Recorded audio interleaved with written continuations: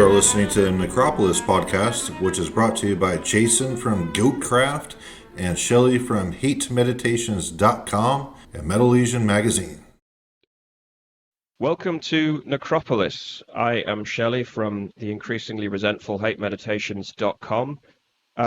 The reason you're hearing my voice again is because Jason has decided to take a hopefully very brief hiatus from Necropolis for a while. He's taken the summer off to work on his music. He's currently dusted off the guitar and is fashioning some new black metal materials. So watch this space, because I've been hearing some regular samples from it and it's sounding pretty interesting at the moment. Very kind of like, well, he mentioned how Departure Chandelier, the recent release from that French band, kind of, not French, they're Canadian, but how that kind of inspired him to pick up the guitar again. So yeah, he's sounding very kind of mishmash of old school Graveland, Beherit, that kind of stuff. And obviously there's going to be some pretty lavish keyboard work over the top of that. So yeah, pretty exciting stuff. So he's handed the keys to Necropolis to me for a little while, and I figured what better way to kick it off than just doing a focus episode on Emperor, because why not? And we actually have a pretty full house this week as well. So we have the, by now, pretty much fixture of the Necropolis team in Tyler. Very good to have you on, Tyler. Sorry, having problems with the mute button. Anyway, thanks. Yeah, I'm very happy to be back again talking about one of my favorite bands. Should be interesting. Awesome. And we also have Raphael, one of the few other writers on metal that I will drop everything for to read when they post something over at Hessian Firm. So yeah, Raphael, great to have you on as always. Hello everyone, thank you for having me again. No worries. Yeah, great to have you on. And we also have Jaime, who's joined quite a few times now, very old friend of Jason's, and recently joined for the Immortal episode, which was an absolutely fantastic discussion. So yeah, great to have you back on to chat about some Emperor. Thanks a lot for having me again, guys. Love the show. Oh yeah, thank you very much. Great to have you have your contributions. And we also have, last but not least, Joseph April. I'm very pleased to say that he's back on as well. Previously, we did the tier list on non-extreme metal. It was a little bit convoluted, but we ended up discussing it for over 2 hours. So I'm pretty excited for Joseph April's contributions as well. Great to have you back. Great to be back. Thank you. Awesome. Yeah, so the reason I just randomly decided on Emperor, I was kind of just quickly chatting to Raphael before we hit record. Really just the fact that they're not only sort of one of the most universally loved black metal bands, but I think for a lot of people, they're kind of like the gateway into black metal. I know, particularly for myself, from the moment I hit play in the Nightside Eclipse, I think I kind of set up my spiritual home within black metal. Obviously, I'm very, very passionate about death metal, and I have a very kind of detailed relationship with it. But black metal has always been like my spiritual home, and I think Emperor are probably the reason for that. And it's not just the fact that there's that sort of nostalgia, or the fact that they were so unique in terms of like anything that I'd heard before, but it's also the fact that every time I return to that early material in particular, you glean something new from it. They're not just very, very powerful works on an artistic and emotional level, but they're also very, very technically detailed, and you can kind of return to it a little bit like a score of classical music and learn something new every time you go back to it. And yeah, I just figured we haven't really done an Emperor. Well, we've discussed Emperor releases on like the various tier lists, but we haven't sort of gone into it in a lot of detail. And it's a relatively short discography, but despite that, there's a hell of a lot of kind of information to kind of sink your teeth into. But I thought we could very briefly touch on the Thou Shalt Suffer project.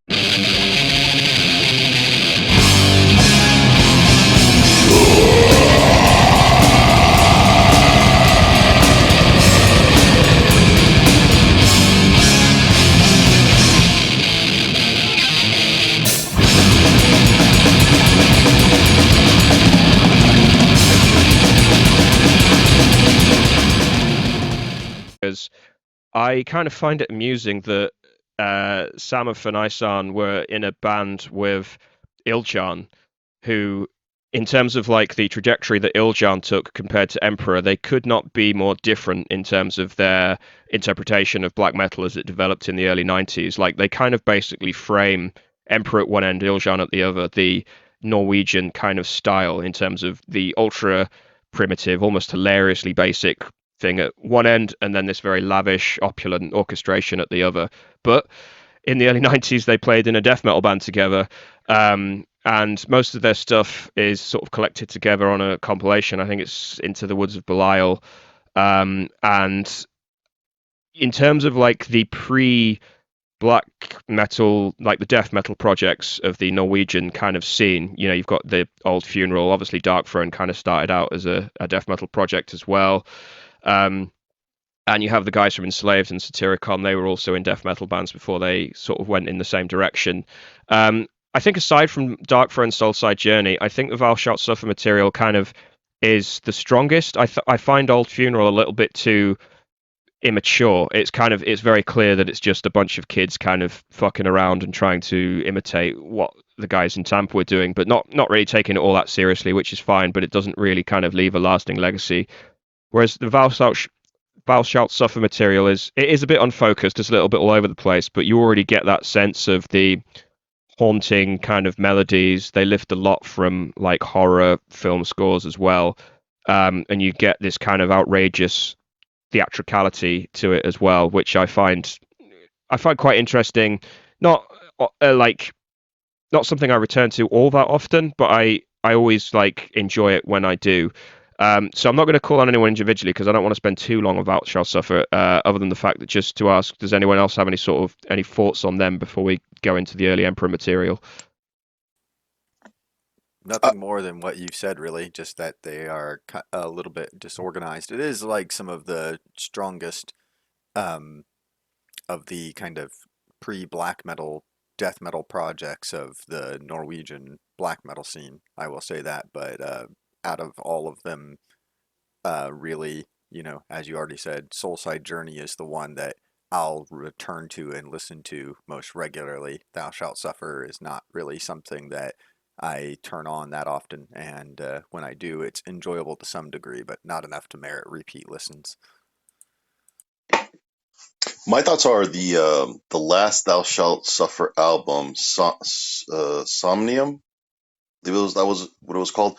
That Isan had basically taken over Thou Shalt Suffer at that point. And to me, it seems like it's the precursor to Isan's solo album, or what would soon be his discography of his solo albums. Not sure if anybody else thought the same, but that Somnium album was way different than the Into the Woods of Belial compilation.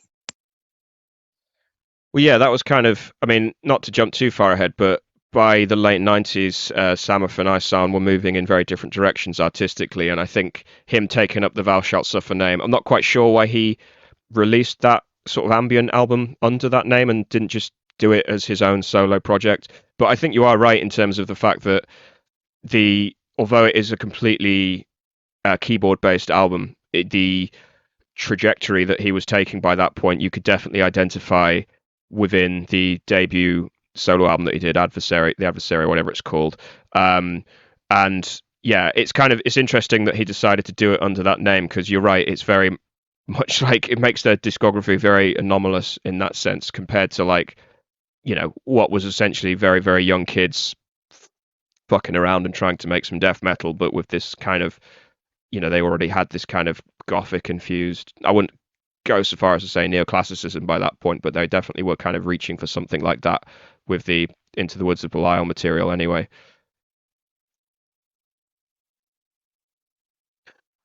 The other thing I would add is kind of playing off of what you said. They very much fit the mold of what black metal bands did in Norway, that they started off in these very primitive death metal bands, usually just in the demo region. And the only band really that, looking back, you could say didn't do that was Mayhem. And of course, Mayhem and Euronymous playing such a big role in getting these guys to leave death metal for black metal. Yeah, that's a fair point. I did actually mean to mention like the Death Crush EP because that was very early in like '87, but you couldn't call that death metal in any particular way. Obviously, in '87, death metal was still barely formed as is, but it's more like uh, I keep wanting to call it funcore because I know Varg Vikernes has described it as that, but I don't really know what it means. But yeah, it's like this very dirty, thrashy, blackened battery Yeah, style thing. Like, I mean, even if nothing later had happened with Mayhem, I think you could still compare it as close to something like Sarcophago than most typical death metal, or early Sepultura. yeah, I think I was just about to make that comparison as well. I think out of that early crop of like, because the genre distinctions were still pretty hazy at that point, but that early crop of death metal that or primitive thrash that was taking on that blackened element, and Bathory, Sarcophago, Hellhammer, it definitely fits within that milieu more than it fits in with anything like what, say, Death or Morbid Angel were doing at the time. But yeah, it's an interesting point to raise because obviously Euronymous, I've gone on record several times as saying he might not have been quite as talented a composer as the musicians that he inspired. I get a lot of shit for saying that, but I stick with it. Not that he wasn't talented at all. I do think he was an enormously important like guitarist within developing this style. But I feel like particularly the guys in Emperor, Burzum, Immortal, kind of they were his disciples, but they were just far more adept at kind of realizing his vision in particular. And I think Emperor are kind of a case in point of this, because when you get to like the Wrath of the Tyrant EP, the debut from Emperor, you do get it's a very, very messy demo.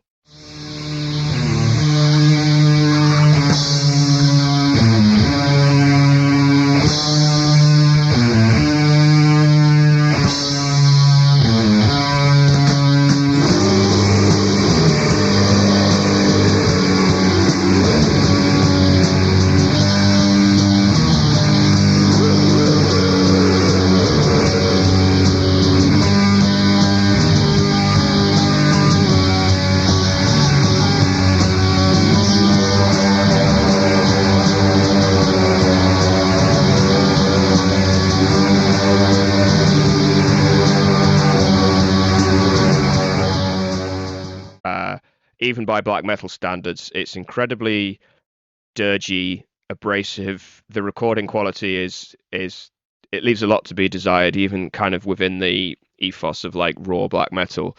But you already get this sense of like almost cinematic composition going on. Isan was very, very adept at like generating a narrative from a collection of themes that in themselves are quite basic, but then just working them together in a very flowing, ponderous sense.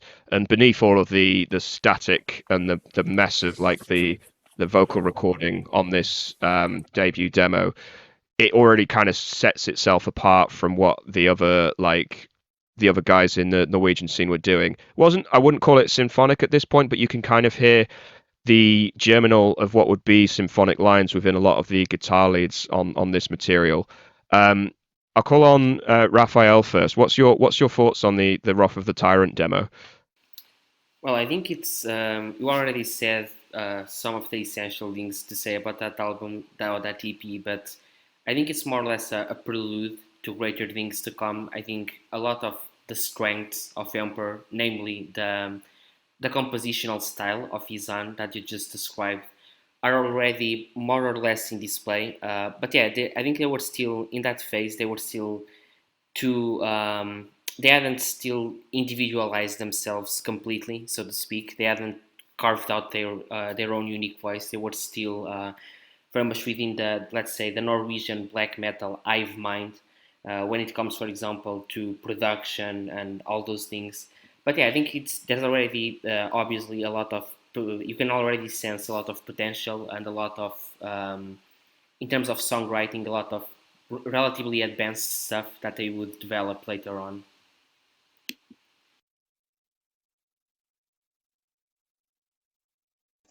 Anyone else want to chime in on this one? I would agree there. I think Emperor they had the ideas. They were just still trying to find themselves in a way. Kind of like, when you're cooking a meal, for the first time, you're going to try a little bit of this, a little bit of that. And as you progress, you kind of perfect it as you go along.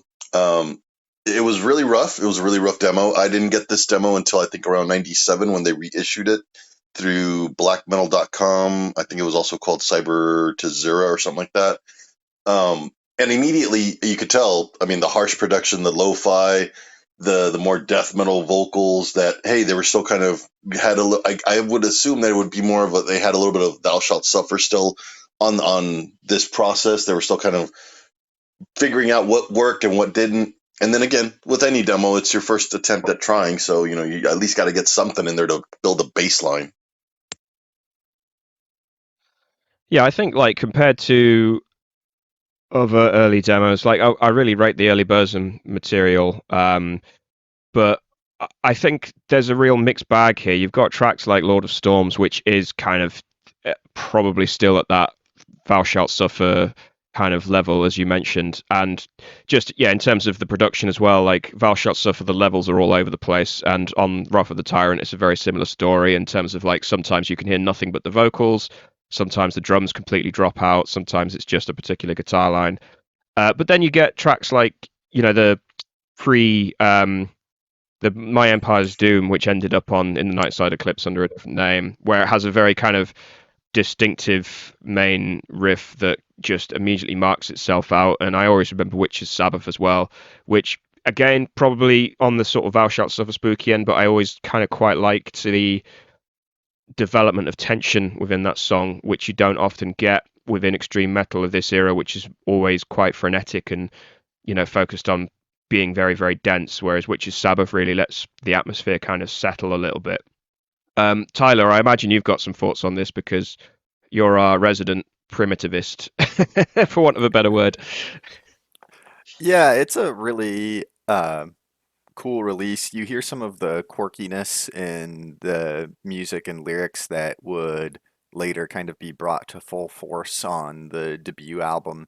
And you do also hear, I think, as with many of the Norwegian black metal bands' first releases, barring except perhaps Burzum, some death metal in the riffing, which, as has already been said, might be just a remnant of what they were doing prior to this in the Thou Shalt Suffer project.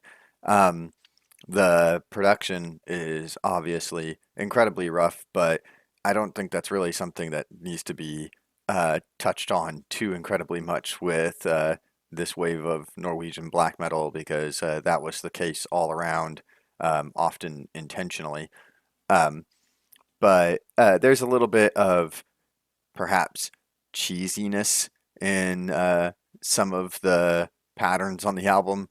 That might even be the case on some of their later releases, but all in all, it's wrapped up into a package that is pretty charming and quite artful, I would say. I don't know if I would say this is my favorite release from them, but it is something that I listen to pretty regularly.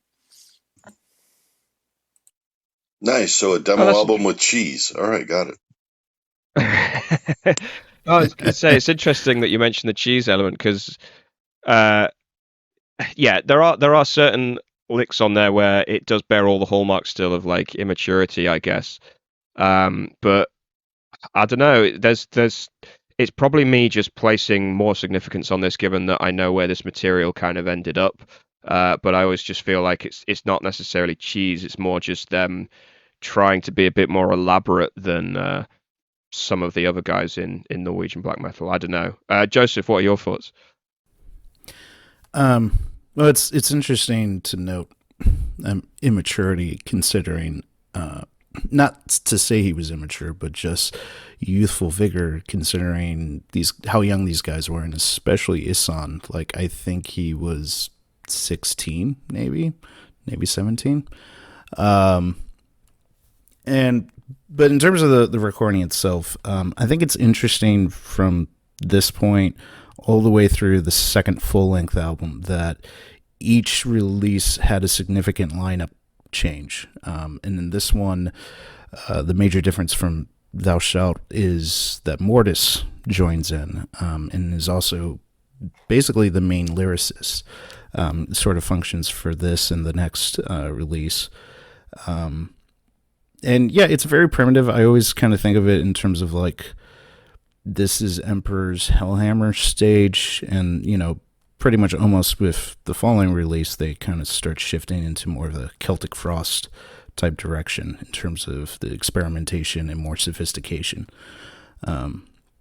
This is not a release I often return to, especially compared to even the next one, even before the full length. But I imagine we'll get into that soon. Yeah, no, I'm glad you mentioned the lineup, actually. I did mean to mention that because obviously Mortis is like pivotal to this era of Emperor, especially obviously with the lyrics, like he wrote the lyrics to I'm the Black Wizards. But also on this demo, Samuth is on the drums.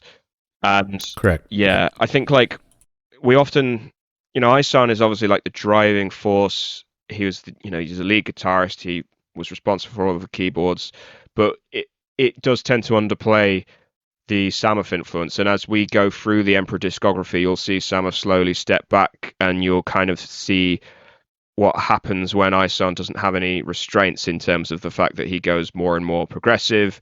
He attempts to be more and more neoclassical. I think it's kind of that perfect yin and yang in that Samuth was kind of a restraining force on Isan in some respects. It's a little bit like early Morbid Angel in that Trey always needed someone to kind of anchor him a little bit and sort of say, look, you can do these lavish, very ambitious sequences, but they need to be grounded and sort of focused towards something. And I think that's really... Yeah. Sorry, go on. I just fully agree with that, and I don't want to jump too far ahead, but I think that's correct to say that Samuth was in some ways more the leading force. I think he was the older member, a little bit more connected to the rest of the scene. Obviously, not too long after this, he started being featured in all sorts of different bands throughout the scene. Playing early Burzum, early Arcturus, all sorts of stuff. And I think the big change comes when Samuth goes to jail, and then Isan's the lone free member. But we'll get into that. But I think that's the real kind of turning point. Yeah, I was going to say he was connected to the scene, but he also he engaged in the traditional church burnings as well. So yeah, I guess we should move on to the Emperor EP, which is where we see the first iteration of some of Emperor's most like renowned material.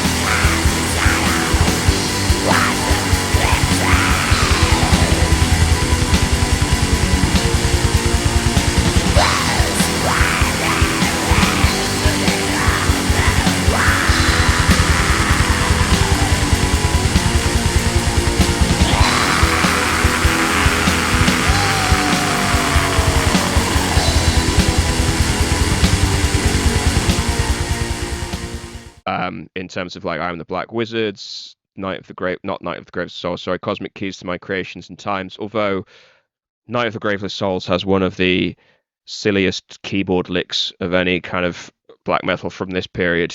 I absolutely love it, don't get me wrong, but it just makes me chuckle every time. It's like that.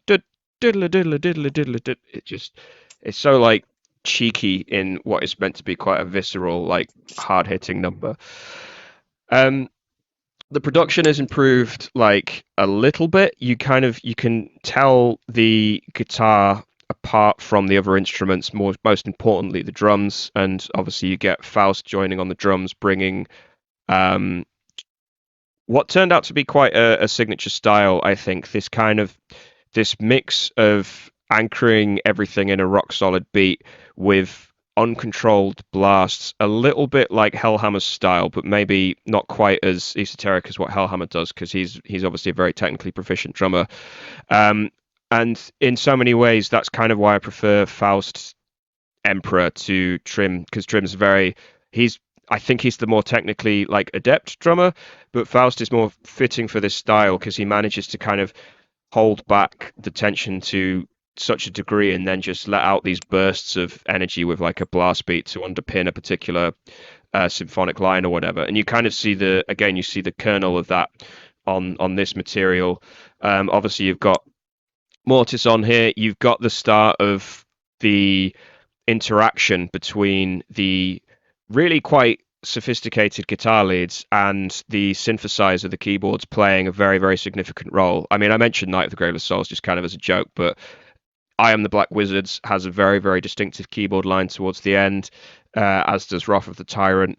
And yeah, this is sort of like the like ground level of symphonic black metal as it was to become. And yeah, other black metal bands were using keyboards to sort of greater or lesser extent, but Emperor were the first to fully integrate it into the composition, where it's like, no, this section is a keyboard line, and the keyboards will bring a certain kind of gravitas to this particular moment. And there's a sense in which it all sounds very cheap, but we're still talking about something that's very, very roughly produced, very, very demo quality. And I think the thing that makes this material really stand out is it really does transcend that cheapness.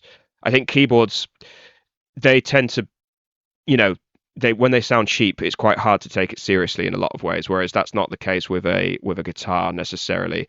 But I think Emperor kind of really did overcome that on this material, and you see like the Emperor that is sort of why it's so revered in a lot of ways. So yeah, Raphael, what's your thoughts on the Emperor EP? Yeah, well, the production is much better here, although it's still comparatively it's still quite rough. But yeah, I think the songs that are included on this EP already show that Emperor had already become quite a very unique beast within the black metal scene in Norway or in general. And yeah, as you were saying, the fact that for things like the keyboards playing such a prominent role and being so well integrated in the composition in general, or just the very I think the very sense of melody that they have in songs like I'm thinking of Cosmic Keys, for example, which is very unique in that aspect. Yeah, well, generally just I think a lot of the Emperor that we like and that became what it became is already present. It's already fully on display here. Even the songs are as more or less we already have a lot of the songs that will be on the first album. So yeah, I think it's still a preparation compared to the first album, but a very good one at that. Yeah.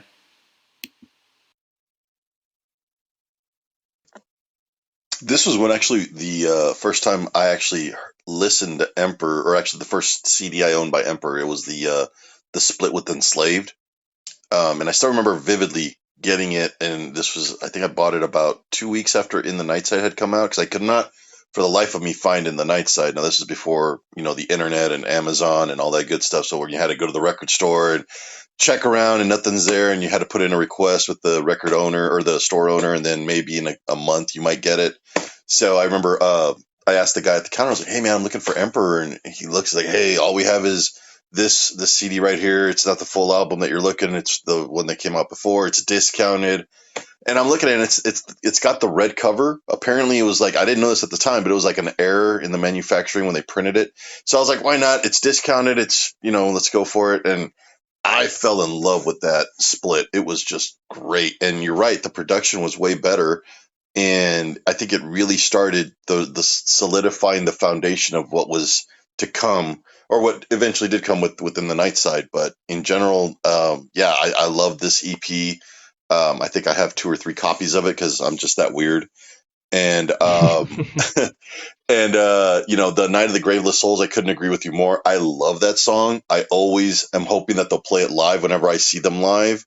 And luckily at Dallas, they did not play it. And I did get to see them. By that, I mean luckily, because I did see them. But I was disappointed that they didn't play that one. And the little jingle that you're talking about, Shelly, you're right. It sounds like a game show host jingle when you're running out of time and you got to come up with an answer. Yeah, no, that's the perfect way to describe it. I don't know if you have it in America. There's a show called Who Wants to Be a Millionaire, presented by a guy called Chris Tarrant, and every time they Yeah, we've had it in a different iteration. oh But yeah. okay yeah, but every time they like dim the lights and they start asking the first question, it's just dum dum, and it does feel like it's just sampled from Emperor. Like, There you go. You're waiting for your sign to jump in with the ah! go on then, Tyler, because I know this is this your favorite Emperor material? I think you mentioned. Pretty close, yeah. I don't know. I probably listened to this one just about as much as the debut. In some ways, the production is both worse and better than the debut album. Obviously, it's a lot more rough, but you also have more separation between instruments. For instance, on the I Am the Black Wizards, as it appears on this EP, you can hear a lot more clearly the keyboard lines, which really emphasizes the conclusion, the climax of the song, more heavily, in my opinion, because on the debut album, that keyboard line during the conclusion is more difficult to make out. It blends in with the distortion of the guitars, um, and you can hear it, but it's a little bit more difficult to pinpoint.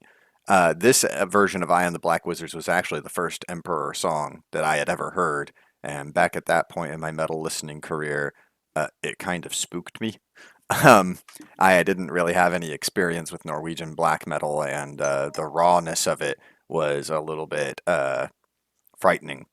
But yeah, as of nowadays, I do really enjoy this EP. In fact, I'm a pretty big fan of the Night of the Graveless Souls. Yeah, I acknowledge that it has some cheesiness to it, but it is a pretty killer song. Um, and yeah, in the context of being a split with Enslaved, I listen to the entire split pretty often. I do like the rawness of it, of course. I do like that it has a stronger emphasis on the streaming guitar lines, even though the keyboards being more separated also in some ways have more prominence. Um, but I almost wouldn't say that I like it better than the debut album. It might be more the case that I listen to both pretty regularly.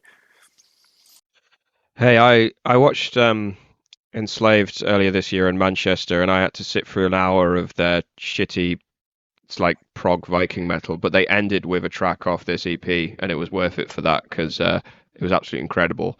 I've seen Enslaved many, many times, and it's always the same where you might get something off Frost or whatever, but or unless they're doing like one of their shows where they specifically play an album. Anyway, that's aside. I'm really glad you mentioned the separation of instruments because, yeah, in particular for I Am the Black Wizards, that is really true, and that you do get the full visual of the keyboard lines. And I was also going to mention because I do play. Or I used to play keyboards before I became a dad, anyway. But I do play keyboards or piano more specifically now and then. And years ago, I bought the score for In the Nightside Eclipse. This guy called Raven Music like scored the entire album, the drums, all of the guitars, the keyboards, everything in proper like manuscript form. And listening to the version of I Am the Black Wizards on this EP was actually really instructive because it really helped to kind of bring to life the keyboard line, which is to some extent lost a little bit on the in the Nightside Eclipse version. It's still there and it's still like it does its job in terms of bringing together that finale of the piece. But yeah, it's really very present on this version, and that was really helpful in terms of just learning the kind of intonation of it. But yeah, Joseph, any thoughts on this before we move on? Again, like I mentioned earlier, with the lineup changes with these successive albums, this is Faust's introduction into the band, and certainly in the last release, Samuth was drumming, so I think there's a dramatic improvement in the drumming that's noticeable here. This is where I really begin to thoroughly enjoy Emperor's work and can come back to it often. This EP is fantastic, and as previously mentioned, it functioning as a split with the Enslaved EP. I think it's potentially in the genre one of the greatest splits of all time. It's both of these bands at some of their earliest, rawest talents. that's actually fully formed. And it's just a marvel pairing those two together. It works amazingly well. And as well that there are two bands that, because if I'm recalling, there's a fair bit of keyboard work, not in the same way as Emperor, but there's keyboard work on Horden's Land. So it has that kind of connection between the two of them as well.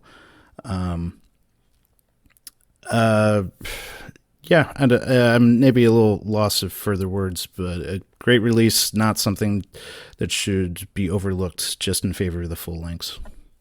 Yeah, I know, I definitely agree. Like that early Enslaved material, it's not quite as reliant on keyboards, but there are some really prominent keyboard lines that do bring some of that material to life. And just on your point around like best splits, this is a total tangent, but I'd nominate the Necromancy of Arathron split, Black Arts Lead to Everlasting Sins, as one of those seminal like early black metal splits that kind of just brought together some of the best material from some kind of classic artists from that time. Anyway, that's just because I've got the keys to Necropolis. I can just say what I want every now and then, because that's what Jason does. So let's move on to the thing that we've all been waiting for in the Nightside Eclipse.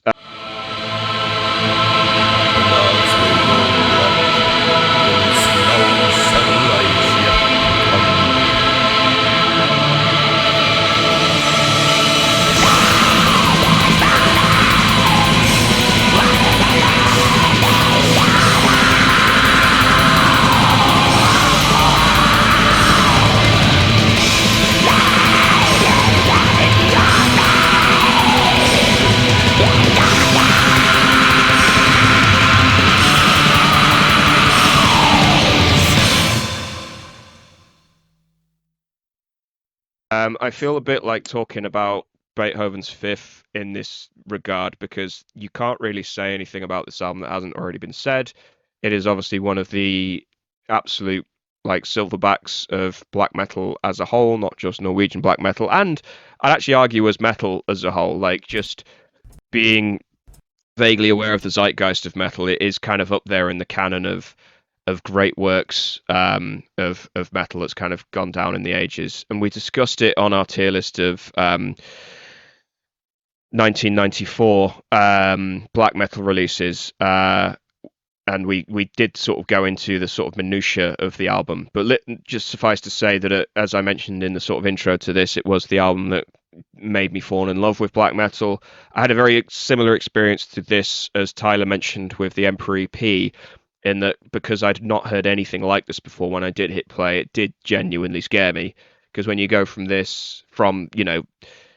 pop metal, new metal stuff to listening to this, you kind of worry that you've sort of entered a sort of another realm in some respects. It's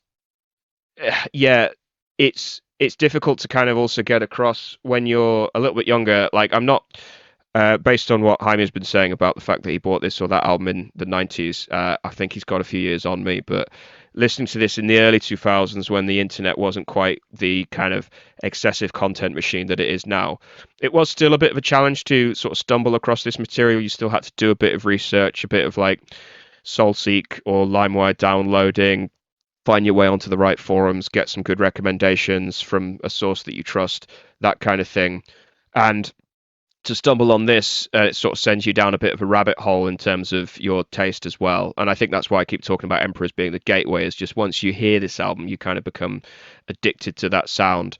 And there's a lot of reasons for that. I don't really want to go too much into the detail on the music because I kind of want you guys to do that, because I feel like I could kind of rabbit on. And I think I kind of said everything I needed to say on the episode when we discussed 1994 black metal. So I'll hand to Joseph first, because I think you might want to just chime in very quickly.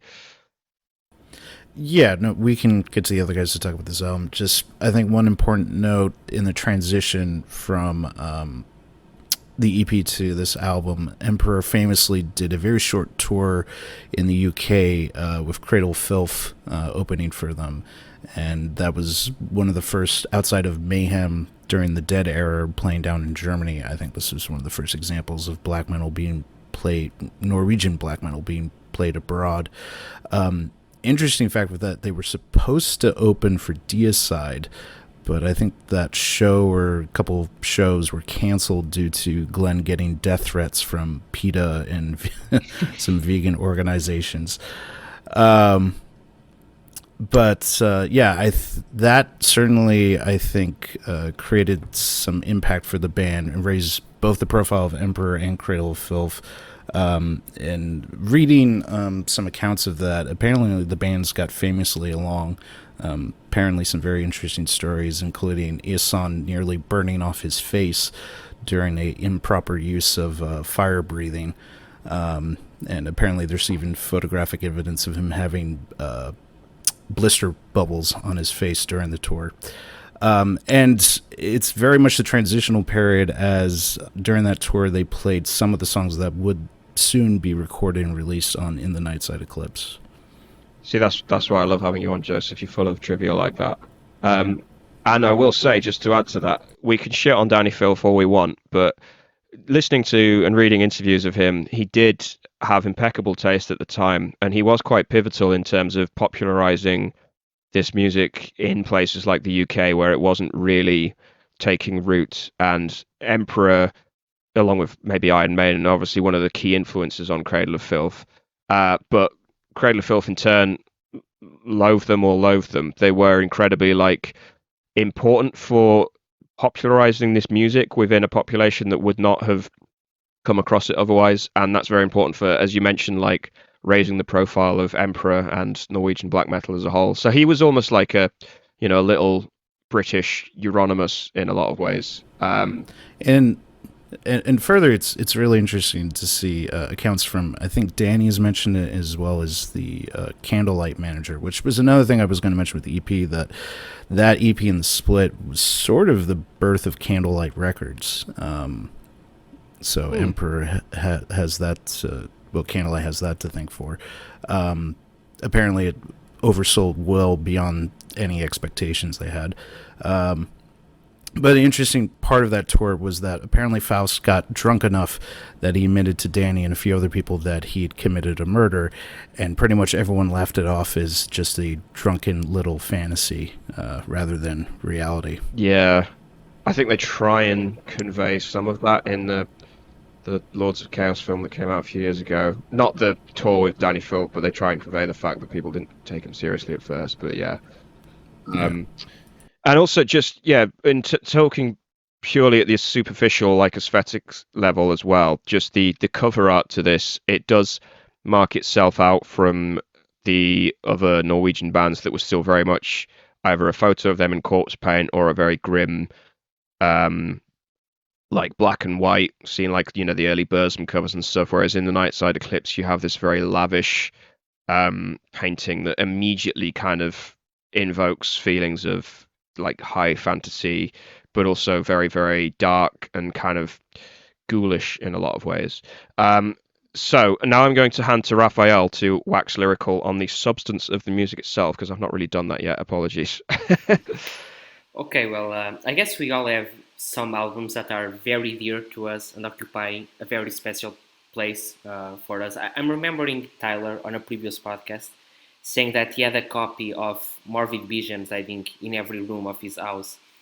And so, this is one of those albums for me, even though I don't have a copy of it in every room of my house, but whatever, you get the idea.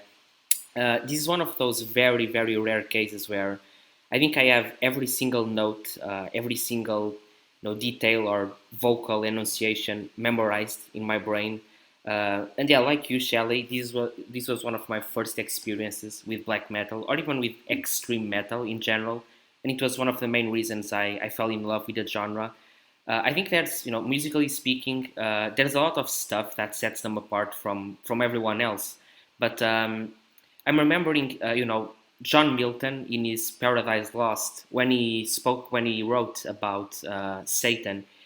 He did it in such an interesting way that even today most people say that the best parts of the book are those dealing with Satan, because he portrayed him as a very, despite him wanting to taking a Christian position, he portrayed Satan as a very seductive, very attractive kind of power. And I think that's what Emperor do here as well in the Nightside Eclipse, because even though the album has a very evil aura, so to speak. I think that's very clear in the lyrics, for example, or in Izan's vocals, or in everything else. But at the same time, they also seem to show, like no other band, I think, they also seem to focus on, the beauty and the seductive power of this evil. Uh, I think I could go on about so many specific examples, specific songs, but I think comes down not just to the fact that the keyboards add such a really strangely spiritual quality to the music, but also the very compositions themselves, the grandiosity that they convey, the fact that Izan really had a penchant for this kind of epic, symphonic, sort of film score type of music really adds to this beauty and that I was talking about. So yeah, I think that's one of the things that sets this album apart. It's compositionally, I think it's probably, I would say, maybe the most advanced album in the scene at that time, probably. But just thematically, I think the lyrics are also excellent. So yeah, I think I could go on for a while, but I think so far that's what I'll throw in the table. Yeah, really want to see what you guys have to say about it. Well, yeah, just very quickly before I hand off to Jaime, like I think a track like The Majesty of the Night Sky bears out what you're saying in terms of the use of keyboards, but also there's a it's called The Majesty of the Night Sky. It fits very thematically with the album, but there's a very like hopeful undertone to the finale when it kind of just breaks down to drums and keyboards, where it does it feels almost euphoric in a lot of ways, and the album is like littered with moments like that. Obviously, the opener, Into the Infinity of Thoughts, you can admire that from like an architectural level. It's a very lengthy track, but the way I think Jason has mentioned before, the way they just recapitulate the original theme at the end after this very, very long, elongated journey is just a stroke of genius. I Am the Black Wizard speaks for itself as like a perfectly self-contained composition. But yeah, every single track you could kind of write an essay on essentially, and that just sort of speaks to how dense it is. But yeah, Jaime, what are your sort of thoughts, impressions, memories of this album? Oh, this is a great album. I mean, it's a masterpiece in my point of view. The from the artwork to the musicianship to the lyrics. I mean, this is the point where Mortis had already left the band. But if you look at the lyrics from like Beyond the Great Vast Forest and Towards a Pantheon, it showed that, yeah, Mortis was key in the lyrics for the previous discography, but just because he's gone didn't mean that the band's lyrics were going to go to shit. So, I mean, they just ran with the ball, and it's a great album. If anybody walks up to me and has that same question, like, oh, what's black metal, or what would you recommend? This would be one of the albums I would pull out and say, here, listen to this, open your mind a little, and come back to me in a couple of weeks, and then we can talk about it. So yeah, if anybody's ever new to black metal, this would be one of the first albums I'd give them. And also a quick side note, going back to the split with Enslaved, the discussion has actually jarred my memory here. I remember right after I got that CD with the red cover and everything, I was kind of upset because I'm looking at the back of the CD and it's telling me the Enslaved songs, there are about 4 or 5 songs, and I'm looking at the CD and it's only showing 3 when I play it, and I'm like, oh, I got gypped, I got a defective CD, and I wrote this kind of agitated letter to Century Media, and lo and behold, Borivaj Kurgan, I believe is his name, the guy from Blabbermouth, he wrote back about a month later with this, and he included a couple of like sample CDs or whatever. And he basically said, the songs of the Enslaved songs are on that EP, but because there was some kind of issue with when they were tracking it, some of the songs got meshed together. So I thought that was hilarious because I hadn't thought about that since, man, it's been over 30 years since I remember that writing that letter to Borivaj. But going back to your question, In the Nightside, I mean, in my eyes, it defines Emperor. To me, this was, and I'm probably, people will probably dog me for this, but whatever. To me, this was their peak. I think, a lot of people will come back and say, well, Anthems and this and that. And I'm sure we'll get into that discussion in a minute. But to me, I mean, I liked Anthems, but there was just something about In the Nightside that just really pushed it to the peak, in my opinion.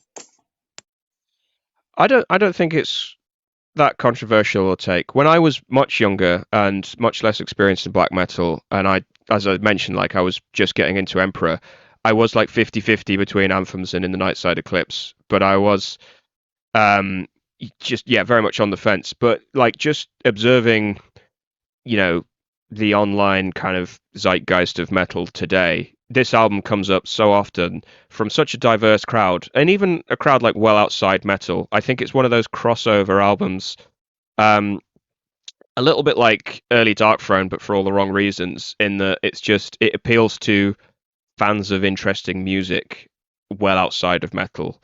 And you can give this to someone that appreciates just music that is adventurous and ambitious, and say, like, listen to this, and they will take something from it, even if they don't have any kind of interest in metal as a whole. Yeah, Um, and the keyboards also just really sound. They really add to the atmosphere, like a lot better than I think they did in the EP. and yeah, and not to run with it too much because I'm going to hand off to Tyler in a second, but I think that's the other key that I wanted to draw out here is that obviously Emperor are considered the founding document of symphonic black metal, but I think with this album they basically made the genre not redundant, but they are the apex, the paragon of the genre. Like no one else has ever written a symphonic black metal album that has touched this album, and it's also the founding, like as I said, the founding document of that genre in a lot of ways, and the integration of keyboards and guitars in such a way that the keyboards are playing a very very pivotal role, but not to the point that it's kind of hokey or cheap. It's still very very malevolent, dark, like visceral album, and the keyboards play a key role in that. And there's so few bands that have managed to achieve that. But yeah, sorry, Tyler. There is a vast landscape that is created on this album. You, much like the cover art, you kind of are introduced to a vast panorama of emotions, everything from an intense violence to a sense of melancholy, and as Raphael mentioned, a kind of hopefulness in the strength of darkness to break you out of the sort of normative structures of society.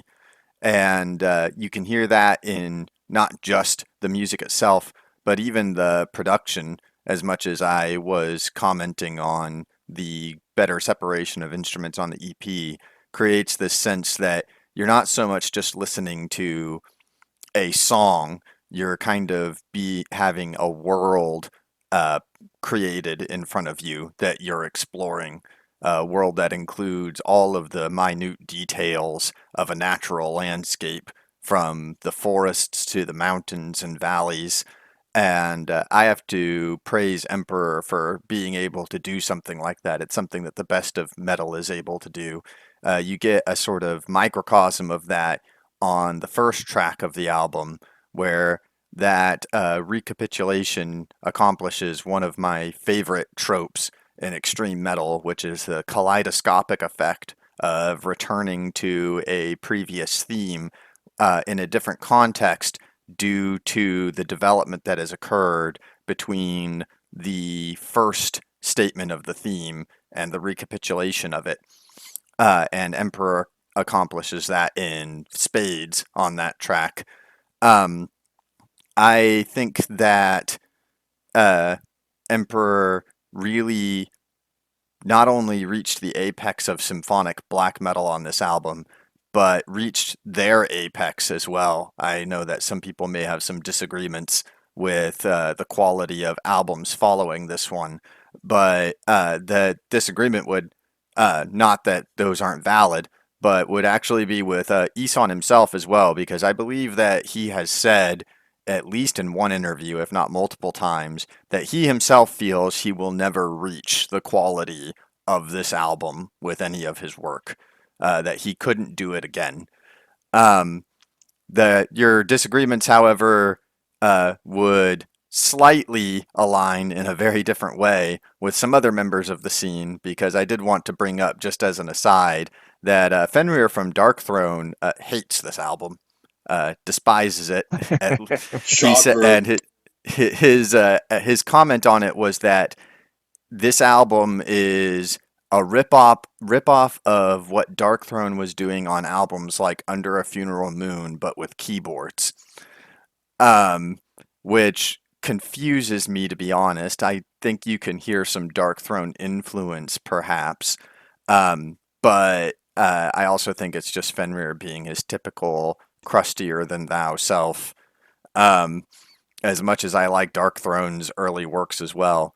I also think it's interesting that in some ways, this album kind of reminds me a bit of Altars of Madness, which I know is about the only Morbid Angel album that a lot of the very true Norwegian black metalers enjoyed at this period. I think like Varg Vikernes from Burzum, for instance, mentioned it as a death metal album that he finds acceptable.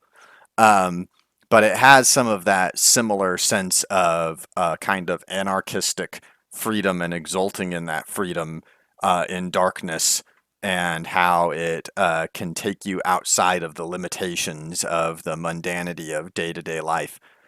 So yes, excellent album. As much as there's jokes made that I find very endearing about my proclivity for primitivism, I do really enjoy this and listen to it very often.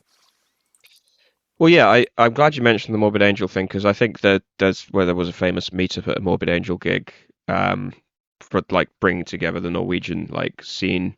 But also, I don't think it's very controversial to say Altars of Madness has a lot of proto black metal in it. Like Moments in Immortal Rites could have been featured in the Nightside Eclipse. Like there's a clear crossover there as well.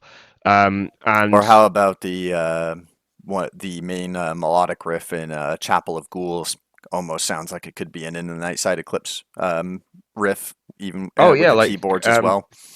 The Beyond the Great Vast Forest, there's a clear like similarity there as well, because it's almost bouncy and happy, but and because it has that mid-pace kind of bounce to it as well.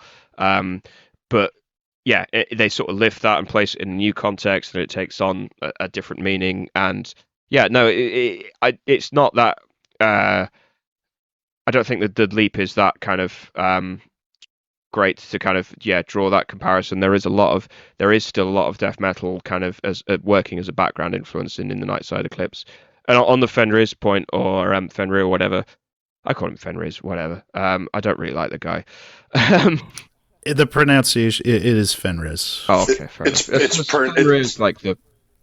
I was gonna say it's pronounced Hank Amarillo. If you look at it, he's. I think he's tried to kind of retcon a lot of his reputation, because he really did.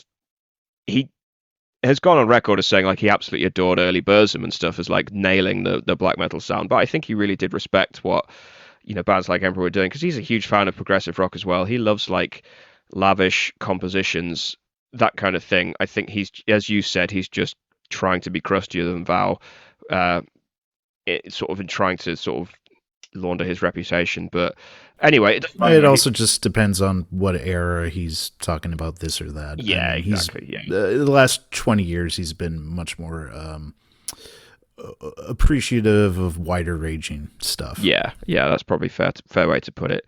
Anyway, sorry, Joseph. What are your thoughts on this album? It's funny because I was thinking about it, and we'll get to it eventually when we get to the end of this, but I kind of, due to the nature of in the early 2000s where stuff like Emperor was available, I kind of worked my way from the more recent stuff all the way to the early stuff. So In the Nightside Eclipse might not have been my last Emperor album to buy, but one of the last. I mean, again, I think it has its reputation as a classic firmly set in some stronger than concrete, set in Diamond Throne, as it were. Pretty much anyone who tries to knock this album is crap. Generally is going to get a weird look, although people have done it, like we mentioned Fenris, and I think I remember, not necessarily this album, but I know like the guys in Watain, someone said something about Emperor defining black metal, and they were like, "Fuck that." And I think for people in black metal who try to get as far away as possible from the negative stereotypes of symphonic black metal, even Emperor sometimes is something they don't want to admit to being entranced by, but it's hard to push it away. I think this is part of what makes it a classic is the music tied in with the lyrics, tied in with the album art. It feels like a perfect fit. Like you mentioned, this is one of the first that sort of had that fantastical and nature-focused artwork rather than the very Dark Throne-based sort of band cover, black and white kind of look that even Immortal did for a lot of their early stuff. This also, it's a thing mentioned these days about like blue album covers, how there's a certain sort of mystical aspect and feeling to the blue sort of album cover. And this is certainly one of the first examples of that, especially in black metal.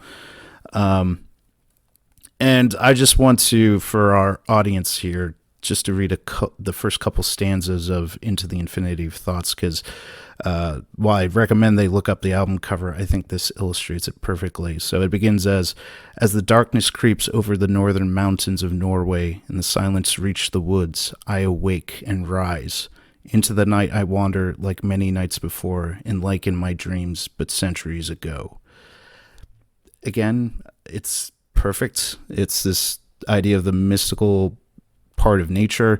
There's this fantasy element, again, the kind of the dark gothic horror aspects that I think black metal has often tapped into. It's a perfect mixture. It really is. And the music perfectly embodies that. The choir and string synths give that mysterious and epic feel, underlying amazing musicianship with the guitars and drums and everything else. What if we had kissed in the Nightside Eclipse? No, I completely agree. And yeah, there are, as I mentioned, there are so many different ways you could approach this album, and that kind of speaks to its endurance and its complexity. And just as you mentioned, the fact that there are still some individuals that try to kind of play down the significance or the importance or the quality of this album. I always have Metal Archives open just to sort of get basic trivia across on these focus episodes. And yeah, it's got 28 reviews and it's only at 89%. I think sort of some of the classic, like Altars of Madness, stuff like that, will have in the region of 30, 35 reviews, but it'd be at least 90, if not more, percent. So there are still plenty of dissenting voices out there. I know Metal Archives is not representative of the metal community as a whole, but it's a little barometer that I use now and then. I'm going to skip over the Reverence EP because there is only sort of one kind of original track on there that I did listen to a lot when I was younger. I don't anymore, but I don't think it's worth necessarily unpacking that because it's frankly not as interesting as Anthems to Welkin at Dusk.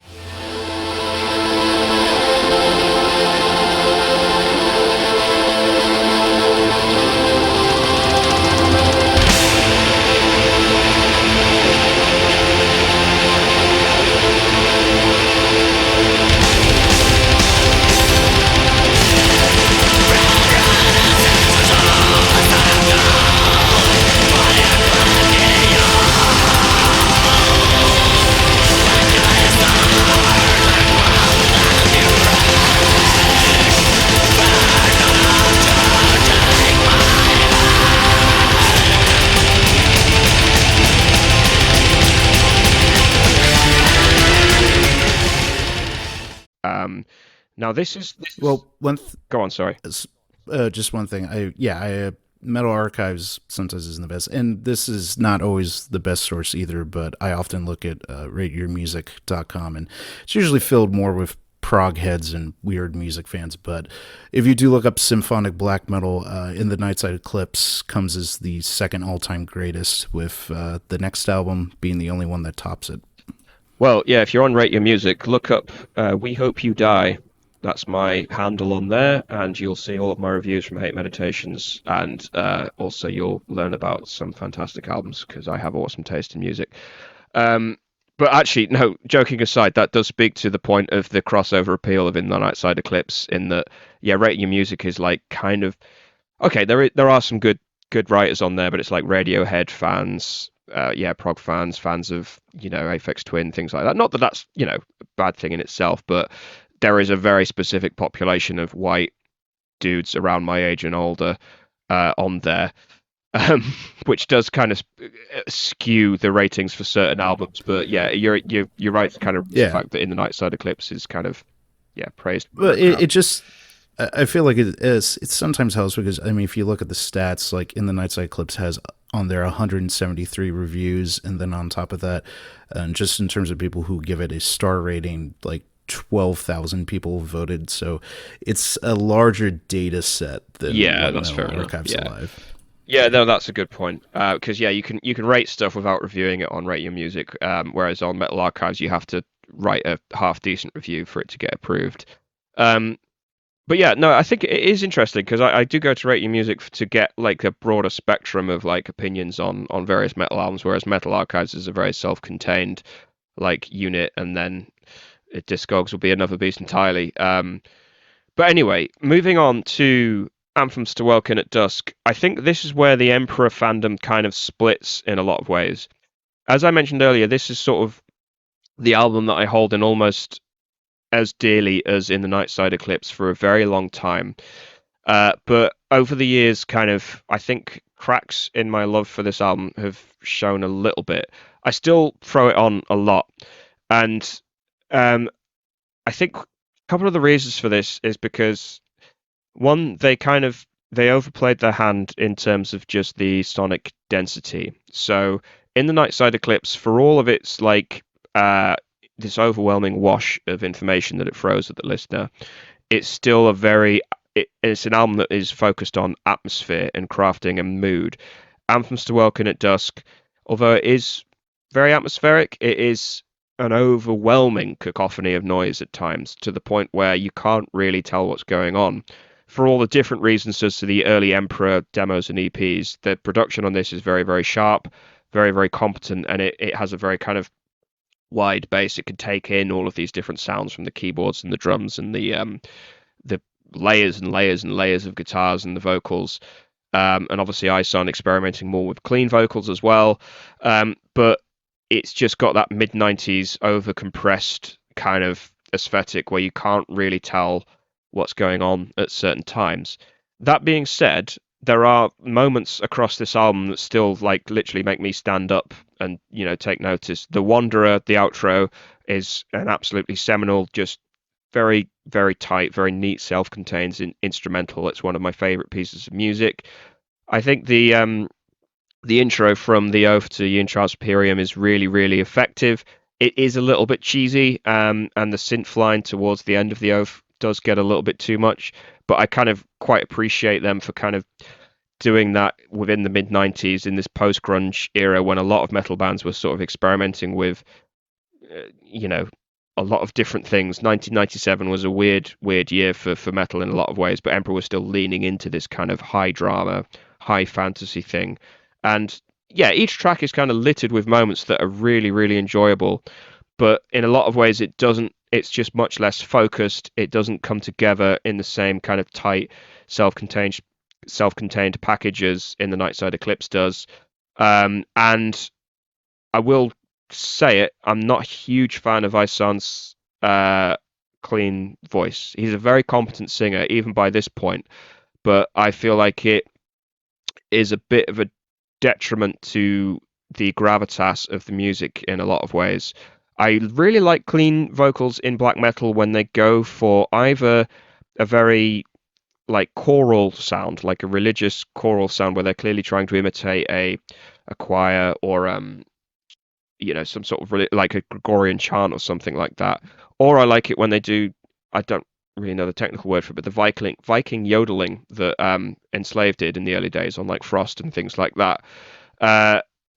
When they try and do just a straight up clean voice, it sounds too much like Opeth for me, which immediately takes me out of the moment and sort of brings me back down to just what sounds like very domesticated rock.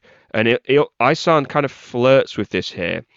I think there are moments when he does try to really raise the stakes and go full operatic. With Strength I Burn, it was one of my favorite black metal songs back in the day, but now I find it a little bit too cheesy. But I appreciate what they're trying to go for, but I don't think it quite comes off. But then, this album does contain some of my favorite moments across it as well, like the Acclamation of Bonds. I really love some of the sort of catharsis that track brings.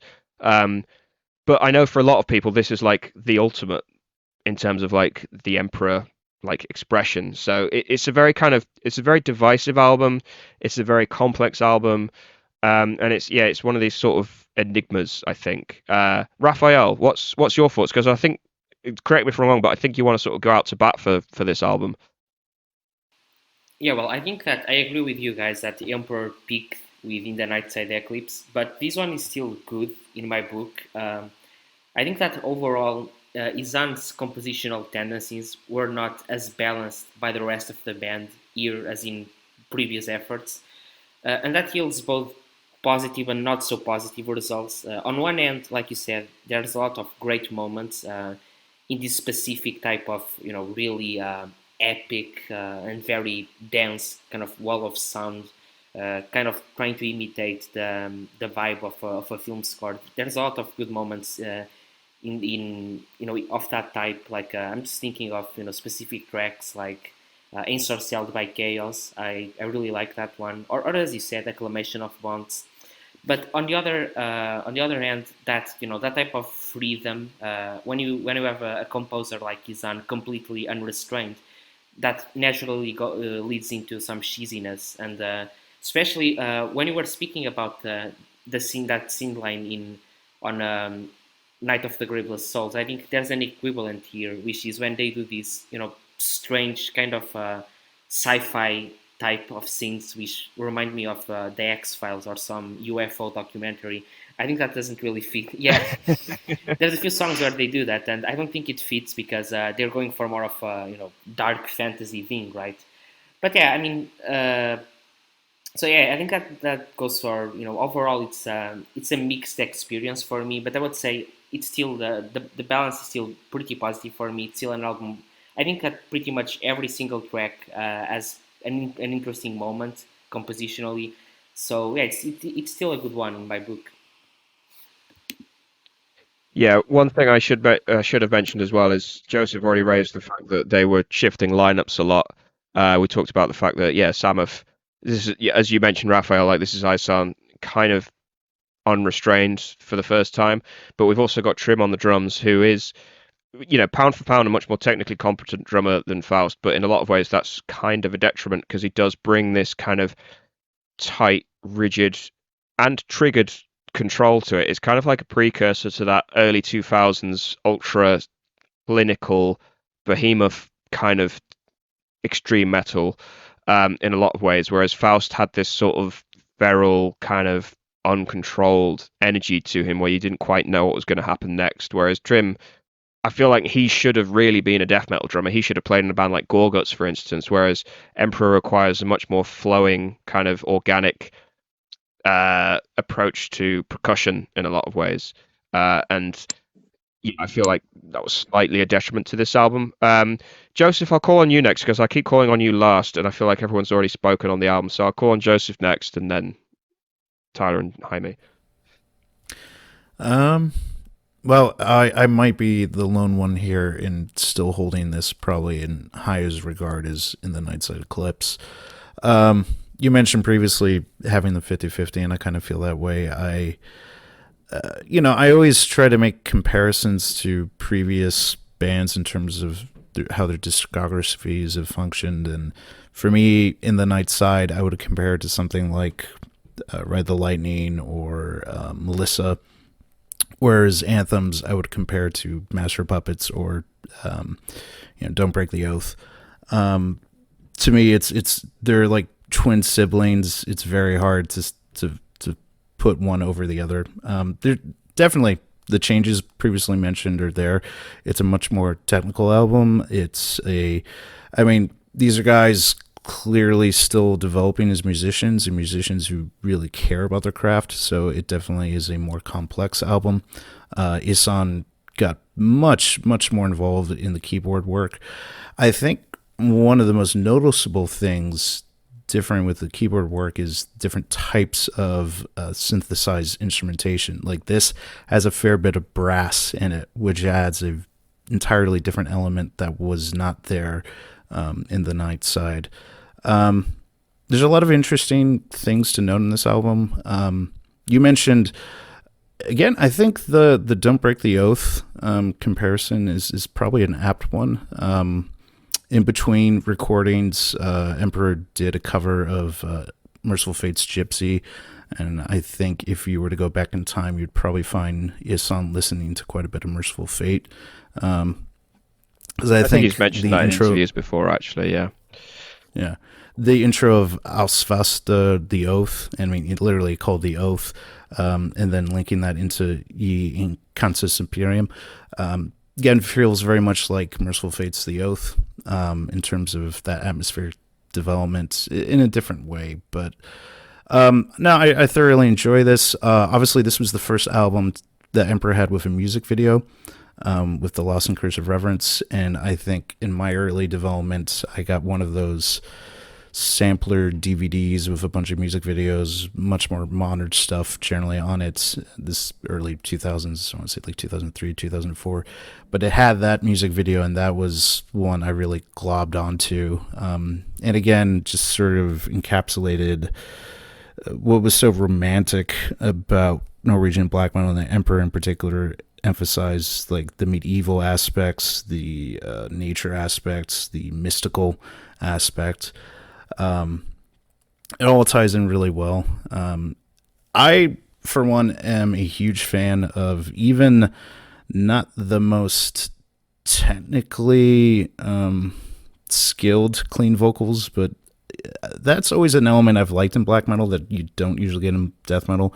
I like the contrast of the growling and screaming, and then with the clean singing, I think it adds a good dark and light element in contrast. And I think the highlight of that, I think, is Isan's use of that in the previous album in Ino a Satana. But I thoroughly enjoyed on this album. And the only other thing I would finish off with saying this is, for the listeners out there, I would compare, a lot of black metal and metal in general is very imaginative, and I'm certainly one who sort of associates images with music. And I would think, if Emperor had a concept behind it, it would, I suppose, be this sort of like fictional emperor who's, lived for hundreds and hundreds of years. And the Emperor you encounter in the Nightside Eclipse is sort of this, demon, maybe he's lived 100, 200 years and just conquered this castle. And then you meet him 500 years later in Anthems, and he's conquered Rome with all its regalia of purple and gold and truly at the height of power. And that's the feeling I get with Anthems. This is a very emperor at the height of what empire can be. Whew. I really love that, actually. It's very opulent and lavish compared to in the Nightside Eclipse, but that's not necessarily to the benefit of the album, but you interpret it how you like. But yeah, just to come in your point on the sort of the use of keyboards as well, I said we'd skip over the Reverence EP, but obviously on Reverence we have Opus de Satana, which is the orchestrated version or the symphonic version of the Inuit Satana in the Nightside Eclipse, and on there you do get the full kind of force of all of the keyboards and the synth patches and the strings and everything they were going to use on Anthems to Welkin at Dusk in a lot of ways, by them just doing a symphonic version of a metal track. And that really is borne out in Anthems to Welkin at Dusk, which I guess is kind of why it can be a little bit of a divisive album at times. Jaime, what are your thoughts on this? Oh man, so Anthems. All right, so I have a love-hate relationship with this album. I like some songs on it. To me, it sounds very polished, and as you mentioned, Isan had a lot more creative control on this album because Samoth was in prison at the time, and Trim had joined the band. And as a sidebar, I have the same. I agree with you with the Faust Trim kind of situation, because I also see that situation in Slayer with the Dave Lombardo Paul Bostaff situation. Bostaff is very technical. Dave's more flow. So there's always that kind of difference between the drummers that can change the sound of the music. In this case, like I said, it's very polished. To me, it sounds like they did very well within the Nightside, and the label gave him some more money. And Isan was like, "Hey, I'm doing this. I'm gonna work. I have a bigger budget. I can go here. I can go there. I'm basically the sole member of the band right now because Samoth's in prison and Trim's kind of new to the band, so he's still kind of figuring out things. But overall, I like some songs on here. But to be honest with you, to me, it was like the first step in Emperor changing the formula that we had previously seen and was going in a different direction, more of a progressive direction. Yeah, I tend to agree with that assessment in general, actually. It kind of sums up the ambiguous relationship I think I have with it now, but I think a lot of people do. I'm really curious to get Tyler's thoughts on it at this point. I have a bat for this album too, to beat it with. All right, all joking aside, I will say that aesthetically, in some ways, this album is an improvement on the prior album. But where it falls short, in my opinion, is on the overall gestalt. There is a lot of the drifting melodies and symphonic compositions are kind of replaced by these almost more death metal inspired, intense, fast kind of 2 or 3 note riffs. Isan's clean vocals are very adept, but they kind of have an almost a bent towards mainstream appeal in the choice of notes. There a lot of what connects riffs together are more rhythmic similarities than an actual kind of structural or melodic continuity approach like they had on their prior album. In many ways, it seems to me like what this album is trying to do is not build on what made the prior album great, but build on what many people who jumped in on black metal after it exploded in popularity following all of the infamous extracurricular activities felt was great about the last album. And in that regard, it sounds almost in some ways like an imitation. It is,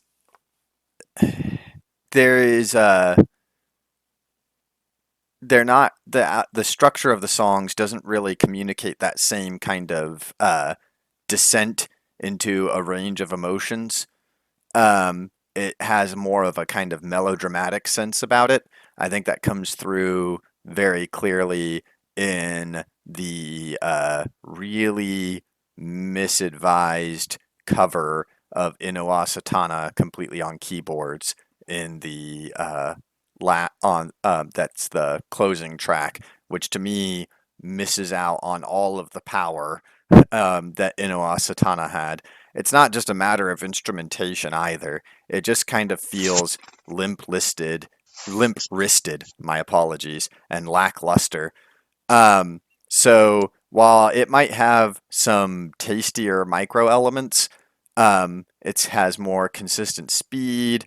It's got a greater range of vocal melody and everything. As an overall effort, I think that this album is a letdown. I would agree with that. And the opus on Satana, to me, it sounds kind of like elevator music or something that you would hear at the doctor's office while you're waiting. Yeah, I mean, there's some ancillary tracks, especially at the tail end of this album, that I think are more sort of chill out atmosphere than anything. I mean, honestly, you could stop the album probably with The Wanderer, and you're done. Which, interestingly, if you've seen any of the performances when they play this album in full, they pretty much do that. One thing I wanted to chime in with was, actually two things. One thing we haven't mentioned that is interesting about this album is, obviously, we're transitioning from the Euronymous kind of era and, up to 94, that sort of, that cauldron that was Norwegian black metal and black metal in general. And we're now past that into 97, where things got weirder in some ways and things, I think, in many ways black metal scattered in 1,000 different directions, and Emperor certainly were doing their own thing. And further away from that, the core of, what essentially Euronymous was kind of tethering around. And part of that, there's an interesting dedication to Euronymous in this album, in that the opening riff to E Intransiperium is one that was written by Euronymous, and they included that at the beginning of the album. But beyond that, we talked about Emperor being one of those gateway bands for people into black metal. But the thing, in as much as people have their reservations here about this album, is I can say, as someone who's experienced in the last 6 or 7 years, people trying to get into black metal and even trying to get into Emperor, the success has generally been starting with this album, not with In the Nightside Eclipse. Like, I definitely been dealing with some friends of mine who are more into, say, sludge or death metal or thrash metal, and when trying to get them into black metal, In the Nightside Eclipse is a little too necro for them. And when giving them Anthems, usually not on the first play, but not long after that, generally they've been won over. Usually that's been precipitated by, I think, the anticipation of Emperor playing the U.S. again. So I definitely, just from my casual experience, I've seen more success converting people into enjoying black metal with Anthems than I have in the Nightside Eclipse. Now, mind you, that could be a very different thing than what it was in the 90s or even the early 2000s, but it's certainly been in my experience lately. I will also say, I've seen Emperor 3 times now, and the first time was the anniversary tour of In the Nightside Eclipse. I saw them at Hellfest in France. And then I saw them for the anniversary tour of Anthems to Welkin and Dusk at Brutal Assault in Czech Republic, or Czechia as it's now known. And the Anthems show, as just a live performance, was actually the more enjoyable experience for me, because I maybe it was just the fact that the performance was better. There was, the audience were more into it. The collective experience was more kind of invigorating. Not to say that the first show was like bad. It was absolutely fantastic. It was incredible to watch, and Faust was there on drums and everything, but the Anthem show was just that little bit more enthralling in a lot of ways. And then the third time I saw them was a mixture. It was when Jason actually came over to the UK, and we watched them in London just a few years ago, and it was where they had both Faust and Trim doing taking it in turns on the drums. So they were doing much earlier material. They played like Wrath of the Tyrant. They did a Bathory cover. They played stuff from Equilibrium and Prometheus, and they played basically a whole plethora of sort of Emperor material, and that was probably the most fun I had at a show. But I feel like the Anthems gig was almost like, I mean, this is going to sound cheesy as fuck, but it was very much like a spiritual kind of event where you're just absorbing this material. And I as I mentioned, like, I've been into Anthems for a very, very long time. It's one of the first black metal albums I got into. So to see it performed by these musicians that are like at the top of their game, just as far as like performance and technicality is concerned, I don't think we can take away from the fact that these are first class musicians within metal. Just to see that material performed to such a high degree was just very, very like invigorating in a lot of different ways. But it's time for us to move on to Equilibrium, which I think F.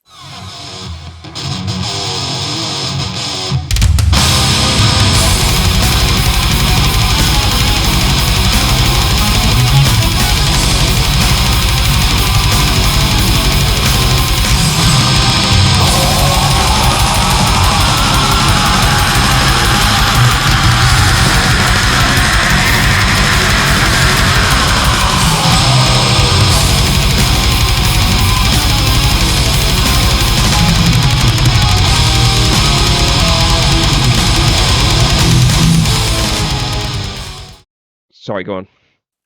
F. That's all I have to say. F. F rating. F tier.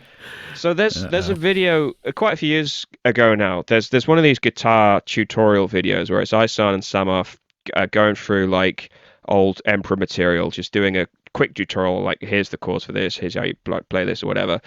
And they do some material from In the Nightside Eclipse, and then they do some material from this album, Equilibrium. And you could, I think someone mentioned on a forum that I was on, you could mute the video and you can instantly tell the difference between the material, because in the Nightside material is very flowing.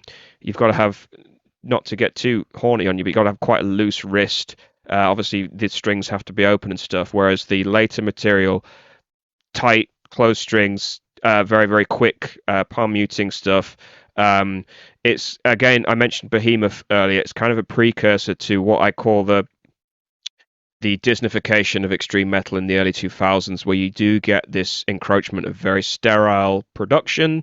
You get very, very chugging, dense kind of riffs, where everything has to be, it's compressed to fuck. Everything has to be as loud as possible all of the time. Stuff like, what's that band? Flesh God Apocalypse, Behemoth, maybe later Nile, Dimmu Borgir as well. Stuff like that kind of encapsulates what I'm trying to get at here. And this album was released in 1999, which kind of anticipates a lot of that.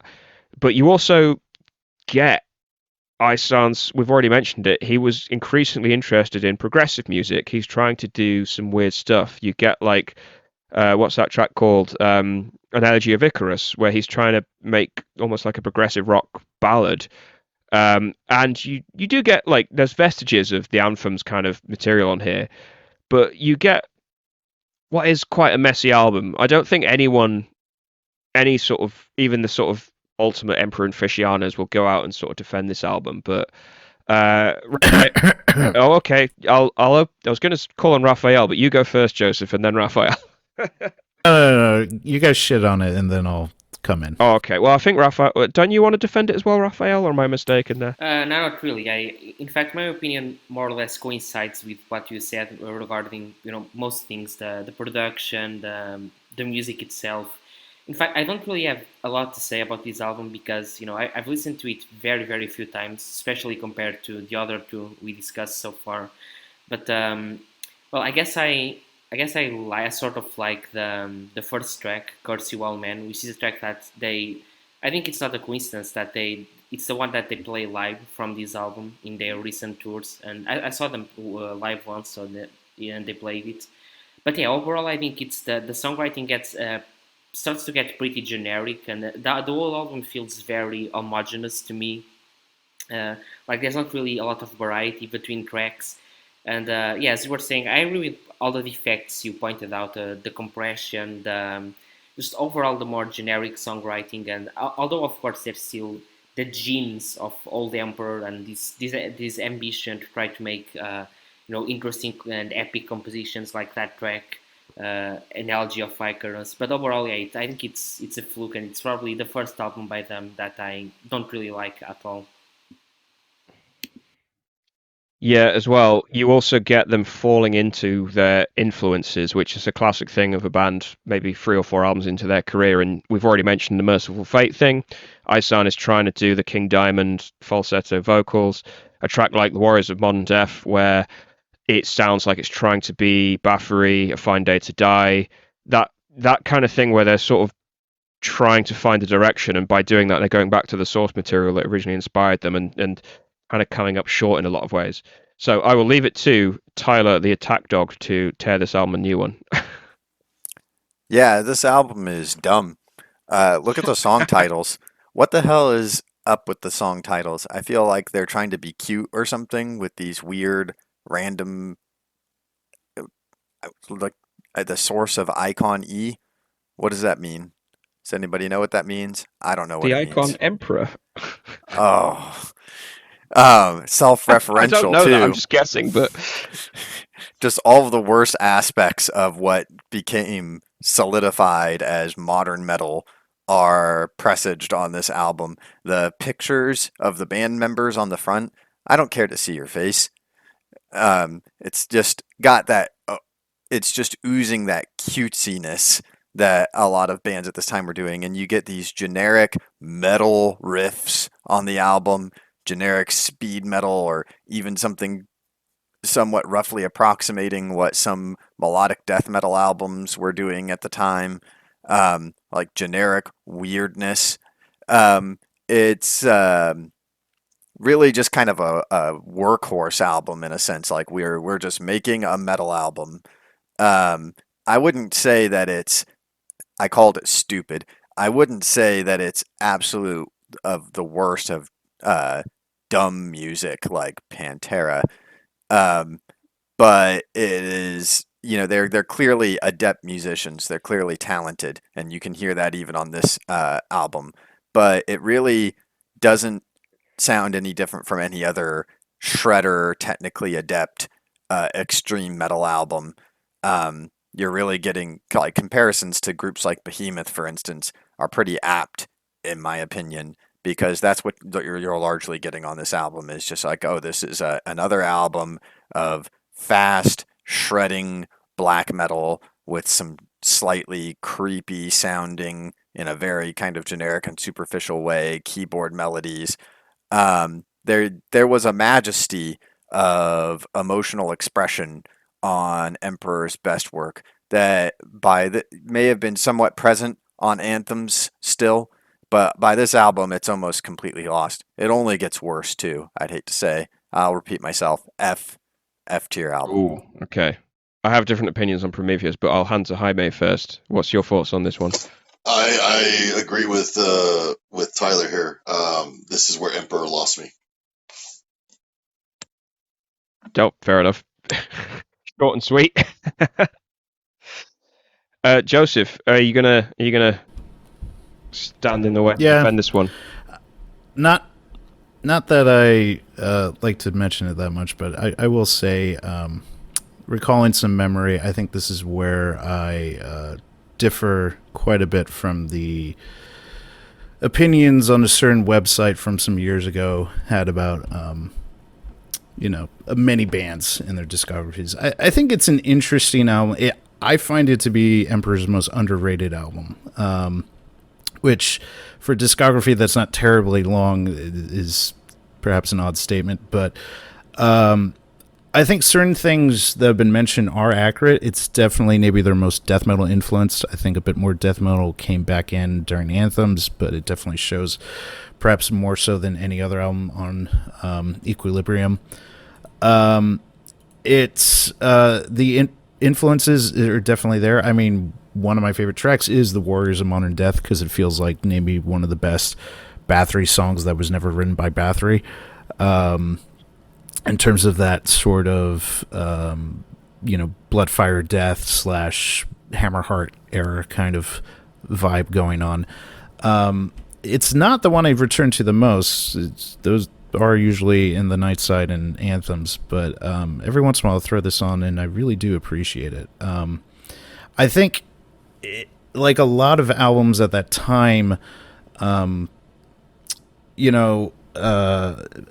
black metal was shattering and scattering 1,000 different directions in the late 90s, and certainly into the early 2000s. And it's interesting to just compare this album to their contemporaries of Norway. You've got Mayhem with Grand Declaration. You've got Satyricon starting to go in that more industrial path with, I'm forgetting the name of the album, but I mean, everyone, Arturus, just you name it, everyone was going in peculiar ways, no one really sounding alike, at least. And I don't know, for me, I think it has its charm in that there's a coldness to it, there's an industrialness to it, which is something I find appreciation for. I think right before this came out was the collaboration with Thorns. I think that rubbed off a bit, on this album. You were also drawing comparisons earlier on with like Merciful Fate and Bathory and stuff. Would it be fair to... I always draw a comparison with this album and Into the Pandemonium by Celtic Frost, in that it kind of see where they're trying to go, but it doesn't quite come off. Yeah, but it's funny because I feel like this album is almost more streamlined, and I mean, in some ways it's experimental, but it's, when you look at the bigger picture with Prometheus is the experimental prog rock album in comparison to this, which feels more simple. And that's kind of how I look at it. And in that way, you've got the classic albums, in the Nightside Anthems, and then you've got the burgeoning Ihsahn becoming a solo prog musician with Prometheus, and then this is sort of the forgotten album, which is why I kind of consider it the underrated one. Yeah, I think that's fair to characterize it as the forgotten album, because I don't listen to this nearly as much as I used to listen to Prometheus.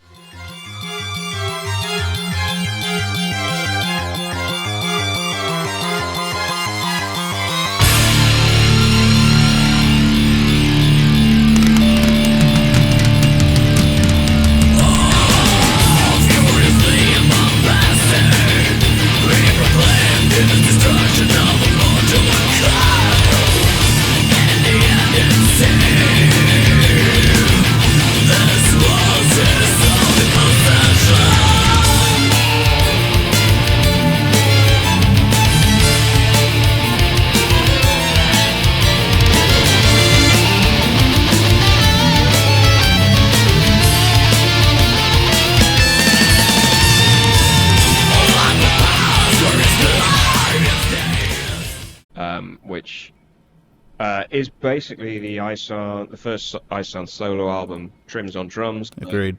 Yeah, Sabath is there, but he's not really contributing anything from a compositional perspective. But, I mean, I guess I'm going to dissent from Tyler here, because he just hinted at the fact that it only gets worse. But I actually think Prometheus is a step up, because he leans into the progressive metal. He ditches the horrible chugging, kind of shredding aspects. Okay, there is plenty of that on Prometheus, but it's towards a more kind of progressive, arty-farty kind of end. And I feel like he nailed what Norwegian black metal from a progressive standpoint should be far more than Enslaved ever managed to do. Not saying that you have to like it or particularly enjoy it. Like, I listened to this album a lot when I was younger, and I hadn't sort of taken in the full milieu of like extreme metal, let alone black metal. And coming back to it now, it's like, no, actually there is something to this over and above Equilibrium that just speaks to me on a level of just appreciating what they were trying to do. You don't have to enjoy it on an artistic level, but on an intellectual level, it definitely makes sense as like the next step of what he wanted to do, as far as like being a very, very technical, cerebral, brainy iteration of black metal, and I think he succeeded far more than what Enslaved did on like Below the Lights or Isar or whatever shit they were releasing around the turn of the century. And yeah, in a lot of ways, I don't hate the first Ihsahn solo album for that reason as well. There's still vestiges of like the musician that he was, and Jaime mentioned earlier on that the Thou Shalt Suffer album that he kind of randomly released in 1999 around the same time, and that does anticipate a lot of the material that you see here as well. And it's a very, very, like, I don't want to say it's an acquired taste, because that kind of implies that if you don't get it, then you don't have a right to speak on it. I think Ihsahn's by this point, he'd formulated a musical identity outside of the umbrella of Euronymous, and he was very, very keen to express that. And Joseph, you were talking just now about how all the original Norwegian set were going off in their own directions. We've discussed at length Immortal, who lent into being this sort of classic melodic thrash heavy metal version of what they were. Dark Throne Fenris at this time was going through kind of a deep bout of depression, so you get albums like Hate Them and Sardonic Wrath a little bit later, where he's just very, very bitter about the scene that he helped to create. Obviously, Burzum was in jail, so he was making ambient albums. Enslaved were trying to do what Ihsahn was doing here, but in my opinion, not really kind of succeeding in any sort of interesting way. So yeah, I feel like it's just one outcrop of where the Norwegian scene was at this time, and it's not the worst. I don't listen to it on the regular, but I am always kind of, as with every Emperor album, I do sort of learn something new whenever I return to it. I'll hand to Tyler first because you spoke last on the last one. But yeah, I get the feeling you want to just shit on everything I've just said. I don't know about that. They did drop the stupid song titles. That's a plus. Um, so, this album has some really funny melodies, like in the song "Empty" that they did a music video for. My friends and I have gotten a lot of chuckles at the, um, I don't know, almost carnivalesque melodies that are happening there. But really, I'm not going to have too much to say on this album that I didn't already say about Equilibrium, in that the songs are very competently put together. They're not bad musicians, but they can't create an overall vision the way they did on their best material. For black metal of the time, it's well architected, I suppose you can say. It's built well, but it doesn't, to me, have any kind of enduring value to listen to over the course of a long period of time. The songs have probably the most basic structure you can think of, where they're largely put together in two halves, with each half reflecting the other in the kind of major statement or theme. Um, but even when they take detours from this structure, they the detours lack um, vision or focus. They don't really have any kind of overarching concept. It's just a collection of songs. And so there's really nothing that the album overall is aiming at. It's kind of just a collection of black metal technique and pretty obvious, well known tropes in emotional statement. Um, so you don't really get any of like the mystery of early black metal on the album. And in that regard, I don't really see a point in recommending the album or in listening to it other than out of sheer curiosity, I suppose. Go on then. Anyone want to defend it in the face of that damning indictment?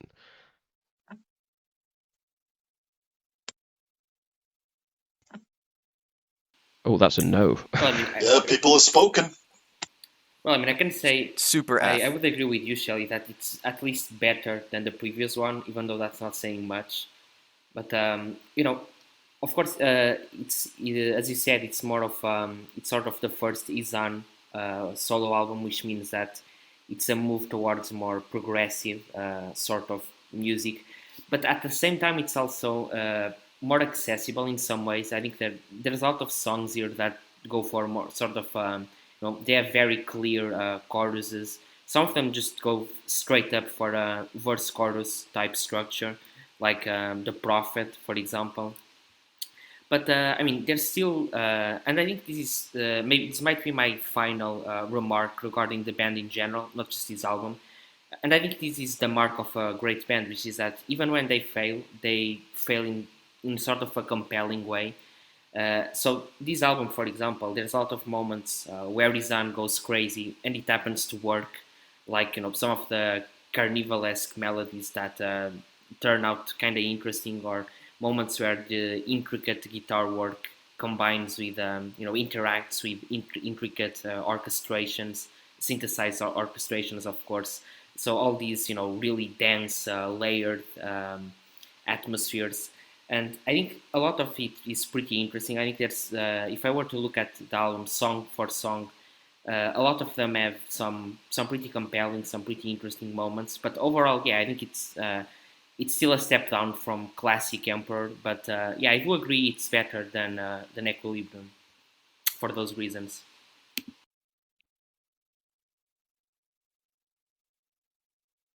Jaime, any thoughts? I listened to this album. I remember when I bought this, I thought, well, everybody's allowed to have, one album that kind of slips, and I thought Nine Equilibrium was Emperor's slip up album, if you will. And when I picked up this one, even though I had read previously on Metal Maniacs and other magazines that Isan was pretty much doing all of this album on his own with some help here from a couple of musicians. I still had some hope that, hey, maybe the last album, they were just trying something different, and this time they're going to go back to the original formula.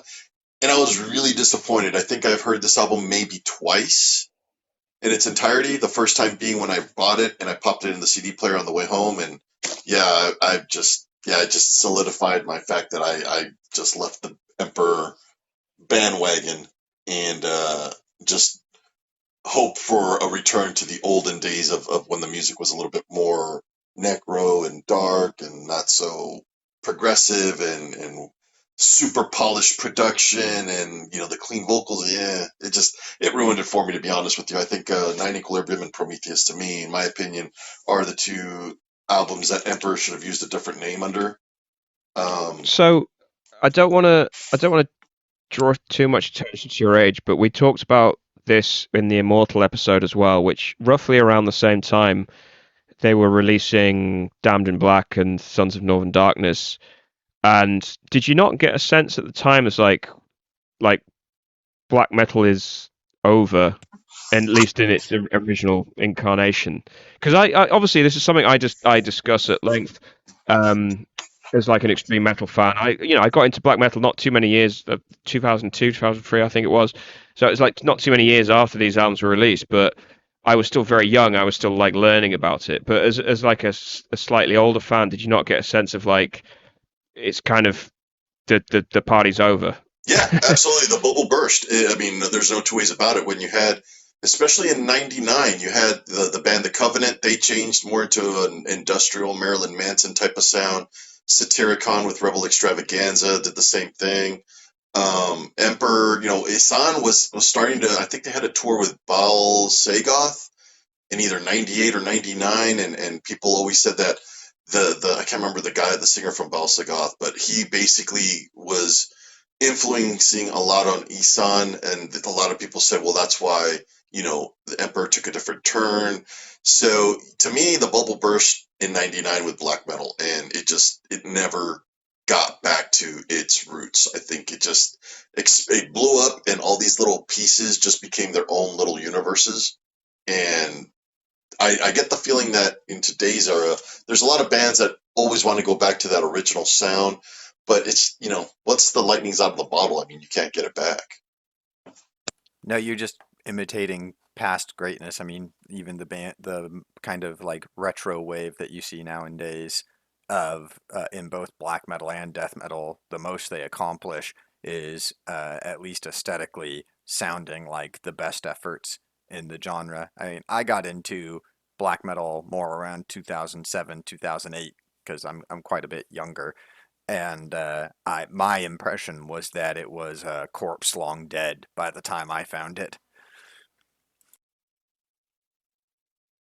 I mean, that was the impression I got by 2003, I think. Like, obviously, I grew up in a very rural part of England. I was discovering all of this shit online, so I was kind of beholden to what older people on forums or those early microblogs were saying. But yeah, you do get the sense of like you've sort of missed the party in a lot of ways. But yeah, sorry, before we go too much into a wake for black metal, Joseph, do you have any thoughts on Prometheus at all? Do you want to resurrect the reputation of this album? Well, I have many comments about the death or premature death of black metal and so on and so forth. Well, you're free to comment on that as well. You don't have to just talk about Prometheus, but... Also, I would say, before I forget that track of frame, I think, unfortunately, Shelley, you and I differ a bit on Enslaved. In terms of what they were doing around the same time, I think they were probably doing some of the best stuff out of all of these black metal bands changing, shifting into other things. Although I do have parts of the discography I could care less about, but I'd probably enjoy 80% of it. But getting back to Emperor, it's weird because I'm thinking back like a little earlier than you. I was getting into a lot of this stuff around 2001, 2002. Like my first Immortal was Sons of Northern Darkness because that was the most recent. And then I think within the year they broke up. And then So at the time, I remember this was my first Emperor album, which, again, with all the lore I was consuming, it was a little surprised to hear this very progressive type album, which even at that time, I wasn't the most familiar with progressive rock, so it was a bit jarring. But at the same time, a lot of the first albums I got from bands were their more proggy ones. Like the first Death album I probably got within the same year, and that was Sound of Perseverance. And as time went on in discovering their older albums, I didn't really care for these more proggy late stage albums. But it's sort of like a hill and a valley and then another hill.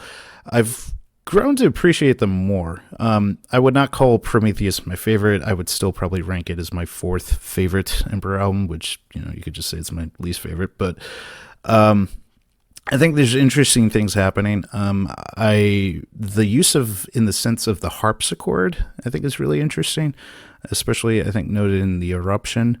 And in that, I kind of feel like this album was Ihsahn sort of trying to like bridge almost Baroque sensibilities with modern sensibilities, as an interesting experiment. And one thing for certain, I think the lyrics on this album are particularly interesting. And again, kind of these visual elements I associate with these albums, like I mentioned, like sort of like the, like forest troll king living in a ice cold castle in the Nightside, to then Anthems being like this, Roman emperor, imperial height. This is the Death album. This is the album of the 1,000-year-old emperor dying, seeing his empire ready to collapse as soon as he leaves, and just sort of going, so be it. The final track, Thorns on My Grave, is maybe my favorite song on the album, and the final few stanzas, I think, are just perfect. I am the Father, I am the Son, my refuge soul has escaped, this body depraved, of final wishes I ask none but one, now that I am gone, lay thorns on my grave. Perfection. I will say as well, the version I have on CD, the lyrics, you take the CD out and the lyrics kind of orbit the center of the CD, and they go round and round and round and get smaller and smaller and smaller. So as you read it through, it does sort of decay into that. I would definitely agree that like Thorns on My Grave is probably the strongest track on there, but also the lyrics are. I mean, I think I was in a similar place in terms of the fact that I'd not heard much extreme metal at the time. As I mentioned, like Emperor, one of the first bands, and I was listening to Prometheus long before I'd become properly acquainted with progressive rock, let alone progressive metal. So it was quite encapsulating in that respect to sort of see such heady kind of material thrown out in this context, and in the Nightside Eclipse being sort of a wildly different prospect in that regard. But I guess just sort of as I get older and wearier, I hear so many bands that you can obviously kind of attribute to this kind of very early 2000s, I call it turn of the century extreme metal, where they value kind of density, conceptual, kind of high concept stuff, and very, very weighty compositions over sort of conveying something beyond itself. And I think that's the sort of problem I have with this era of Emperor, and that carried on into Ihsahn's solo career. Like, I really do value The Adversary. I think that's actually quite a good album as far as like good progressive metal that's very influenced by Merciful Fate and King Diamond goes. I think it's a fun album. I'm not going to say it's like any sort of sorry, go on. No, I just think where the different tangents of the band go from here, it's telling kind of where they were from 99 to 2001. And I think the interesting thing about this album is probably when they were making it, they knew the band was done.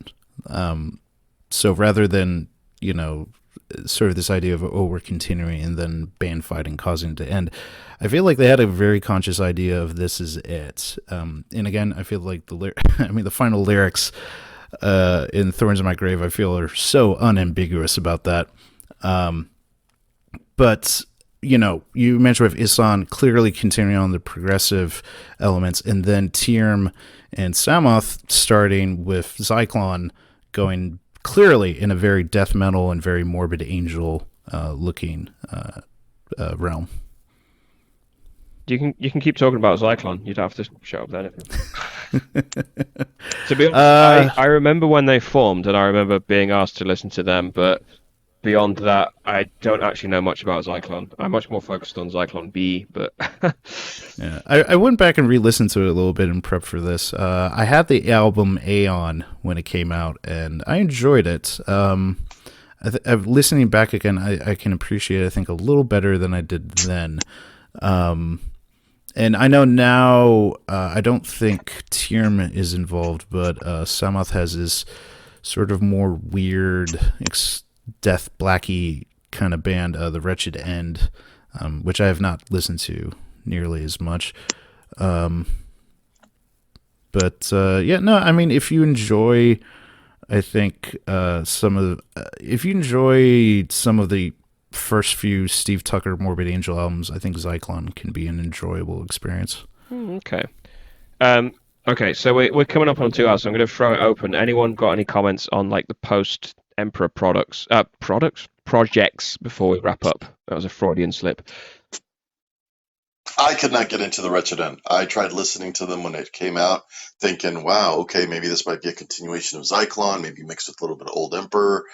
I just couldn't get into it. I tried listening to the first 2 albums, and it did nothing for me. And this is me trying really hard to listen to it over and over and hoping that, okay, maybe this time, because some albums, with time they grow on you, but I just could not get into the Wretched End. As far as Ison solo stuff, I've listened to a couple of it.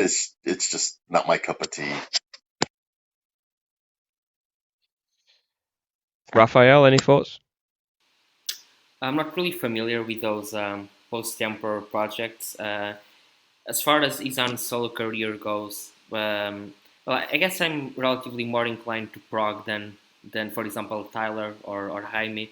But even then, it didn't quite work with me. I think it just gets a bit too, how can I say, regressive maybe in that, like when you were saying about on Equilibrium, them going back to their sources. I think Izan does that very nonchalantly in his solo stuff, to the point that it doesn't really feel like it's even unique or anything.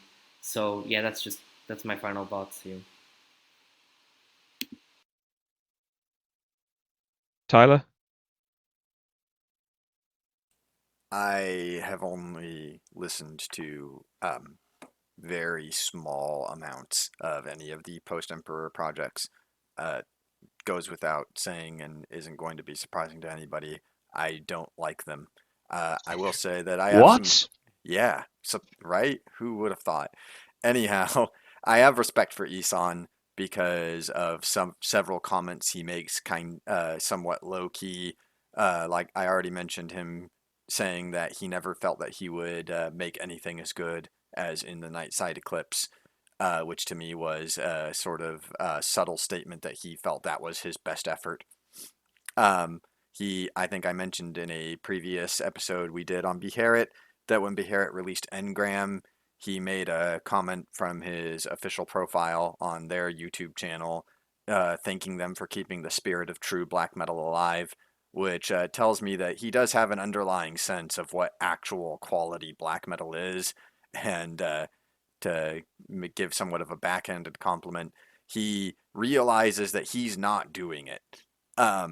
I don't think he hates the music he's making now. I think he just feels that it's not what black metal was at its best. He knows what black metal was at its best, and he was thinking Beharit because he was basically telling them, you are doing with this album what black metal was at its best, and I think that's great. And in that regard, I respect him, even with all of his post-Emperor material not being my cup of tea. But I'm pretty sure that they thoroughly died, if not after in the Nightside Eclipse, at least after Anthems.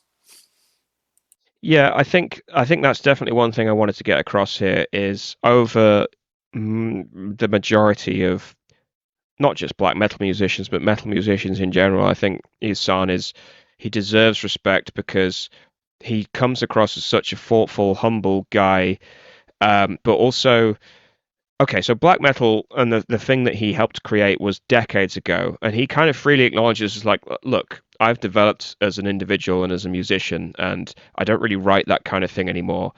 But he's not doing it in a way as like I don't respect it. He's paying it reverence, as you said, Tyler. Like he's deeply respectful for what he and Emperor did, but also the other guys in black metal and anyone that is able and willing to carry that on. And he's kind of saying like, look, I play a much more like technical and complex music now because I'm a much more developed musician, but I that makes me incapable of making black metal, which kind of does require that much more simplistic, almost naive approach. Whereas 90% of black metal musicians try to frame it as, oh, we're more mature now, or we've, that was just for kids, or like we do something much more interesting and nuanced now. And Isan kind of says, well, I am doing my own thing, but hey, check out early 90s black metal because it was fucking awesome. And I can't do that anymore. And that is so rare, that humbleness within kind of metal musicians, and you see it comes across in interviews as well, like and I know I shit on Fenriz a lot, but he is another one that he kind of tries to retcon his own past as a way to get around it, or just kind of try to be a lovable kind of black metal daddy to a lot of hipsters, whereas Isan's, he's a bit too almost like vulnerable and sincere in a lot of ways to sort of put up this kind of front. And I think that's what I really respect about it. Is no matter what he does with his solo career now, he's released some fucking shit albums. No, I can't really find a way to articulate it properly, but they clearly have an audience and he's clearly enjoying what he's doing. But the fact that he still kind of is deeply, deeply respectful of that legacy, I think kind of sets him apart as a person. I do like his Peccatum work though, with his wife and his brother-in-law. The that folk project. Yeah, I think it's folk. Harding Rock or whatever it's called. Maybe I just know the name of the band is Peccatum, and I've listened to a couple of those their CDs, which wasn't too bad. I mean, it wasn't nowhere near Emperor, but considering that it was a different band, different ideas, it sounded pretty cool. Mm. Yeah, no, I'd have to check that out again. I do remember enjoying it at the time. It was obviously a very different prospect because, again, I think it has more of a folk element to it. But yeah, just out of curiosity, did anybody a few years back? There was a big, like I think it was called the Complete Works, a vinyl collection, like a one-time box set that some, I forgot the name of the label now. Anyhow, they made like these huge. I think it was Blood Music. Yes, thank you, Blood Music. Yeah, they made this big compilation. It was the one thing that I regret and I still kick myself for not getting. But especially now that you can YouTube it and see the unboxing of it, it's just, man, that collection looks immaculate. Did anybody on here by chance pick up that box set? Likewise, I wish I had. The only thing I could say is if you don't want to live in regret with another band, do pick up the Celtic Frost one that was recently put out. It's a beauty. Oh, I already got it on vinyl and CD. Nice. Yeah, it's fantastic. But yeah, that Blood Music one, God, if I could find like an still wrapped up version, I'd pay good money for that. I saw one on Discogs going for about $2,500 or $2,700. That's a little too rich for my blood, but if you've got that kind of if you've got that kind of cash to burn, go for it. Yeah, maybe in a few years. Well, I don't collect vinyl. I'm a CD guy myself, and I already own all of Emperor's stuff on CD anyway, including the albums we shot on. But yeah, any final thoughts on?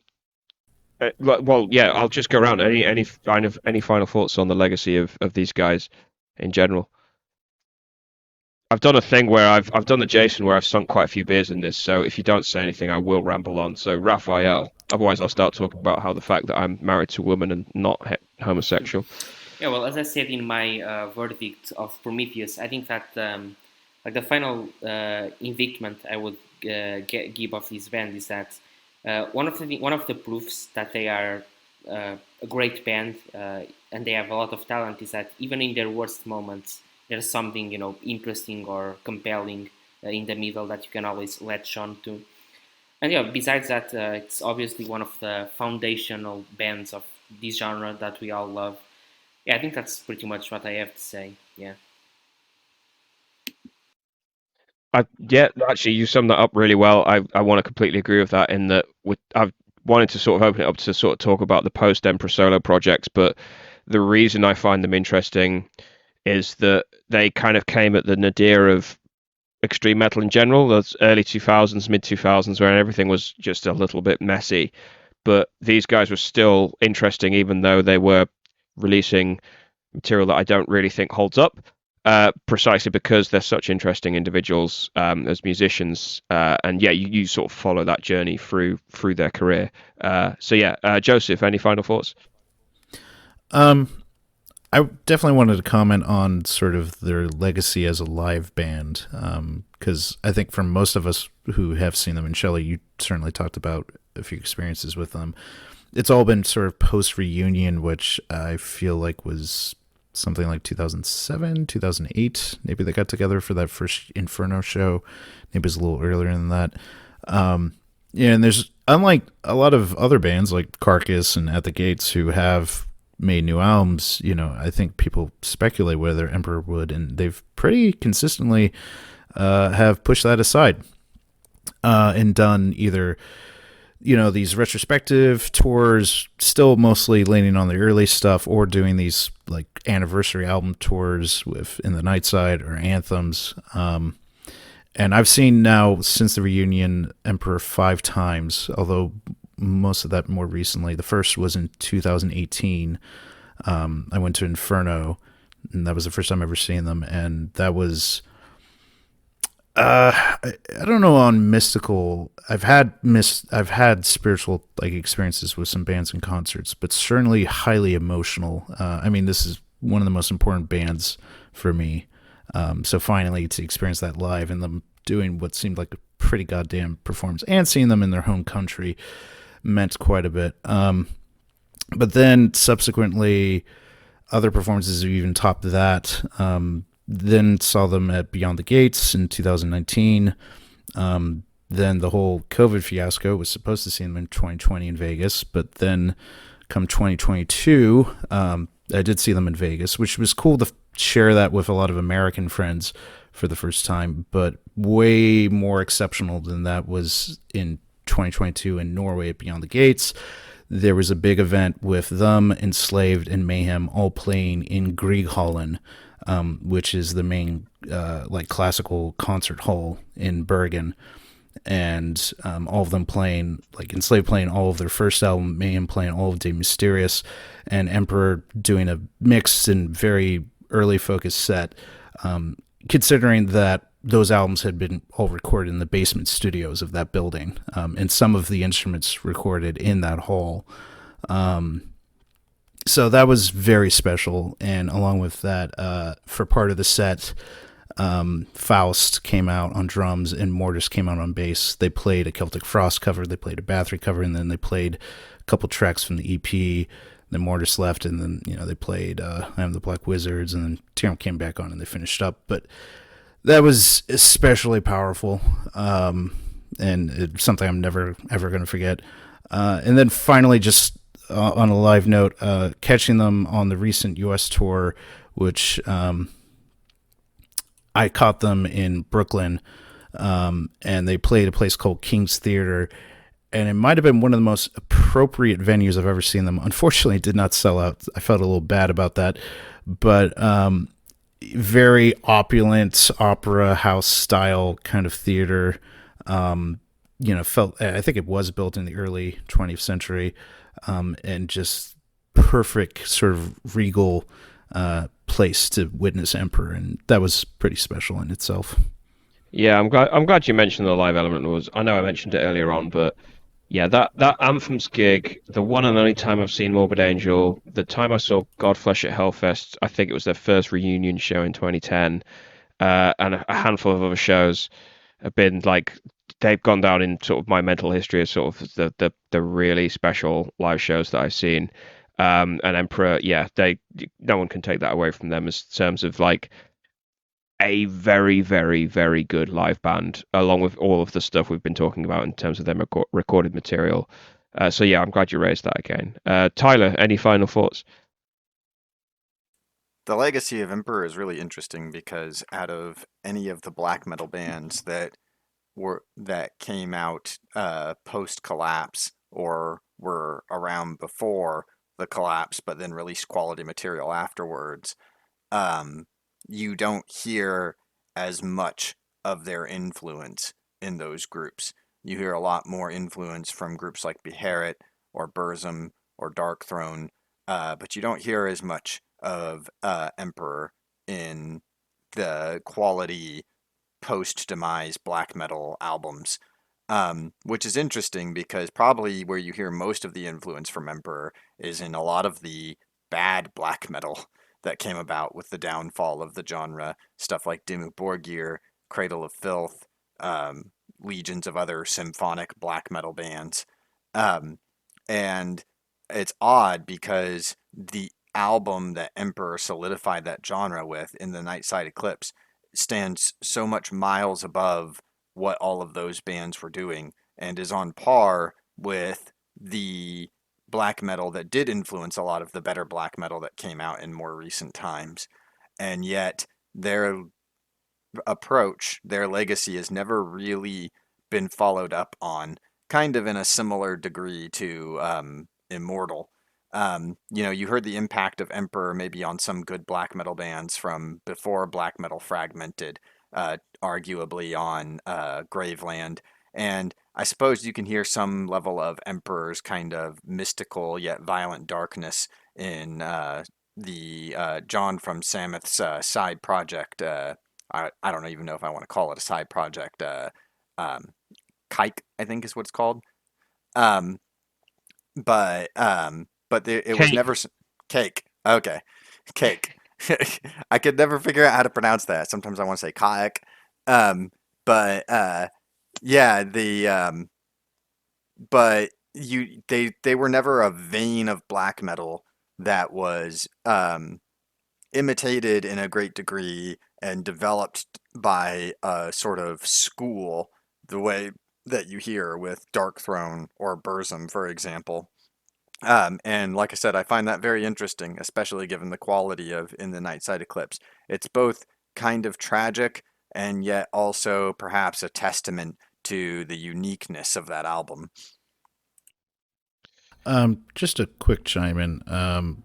I know usually I'm sort of on the outside of this, but there's some recent black metal I enjoy that's others may not, but I think the Emperor influence is showing in different places, even though it's maybe not in bands that would be called symphonic.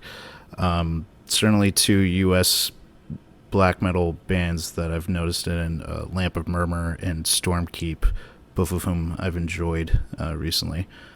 So it lives on. It shows up in different places. The problem with Lamp and Murmur is their last album was very much Immortal at the Heart of Winter, whereas the previous one was Emperor. But yeah, that's true. Anyway, sorry. I check out my review of them at Hate Meditations. I'm not gonna just jump on and got them here, but anyway. Jaime, any final thoughts on Emperor?